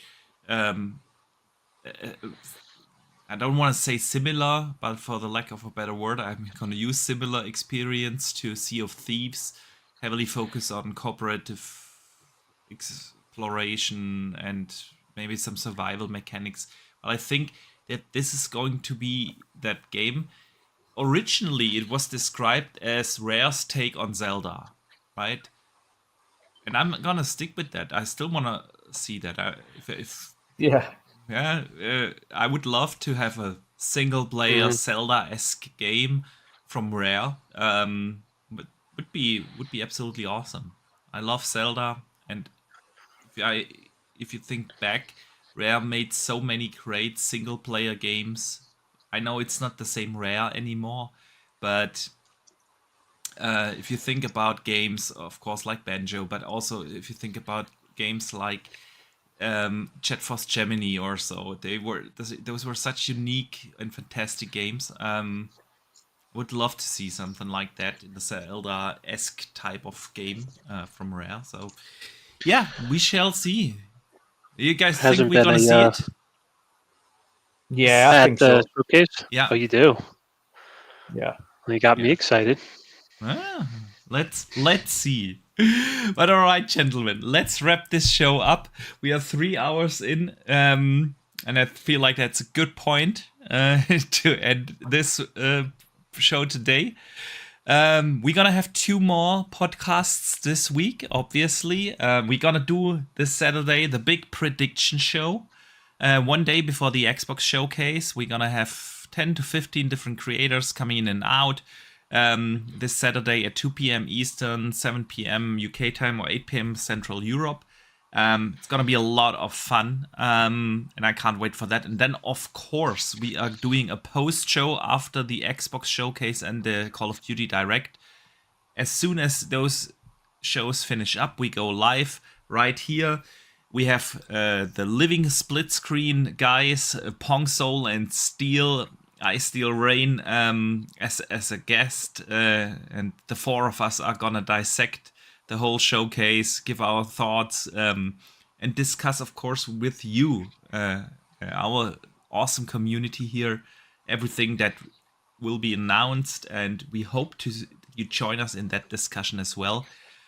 But before we end the show, Dave, I want to say a big thank you for coming on this podcast again. It has been a pleasure, all the way from India today. I know, right? Right, it's crazy.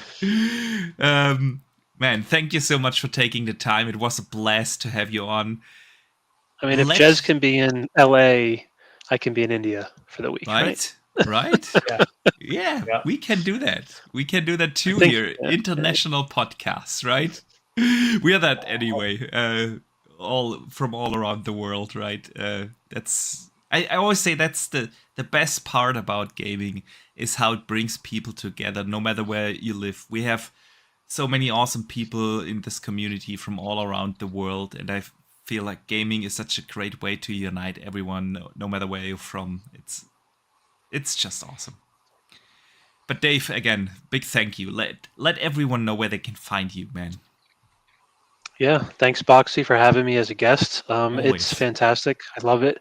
I really do. It gives me a chance to kind of lean back into gaming more than just how I participate. So, where can you find me? You can find me on Twitter, Dave underscore Ramos, and the O is a 0.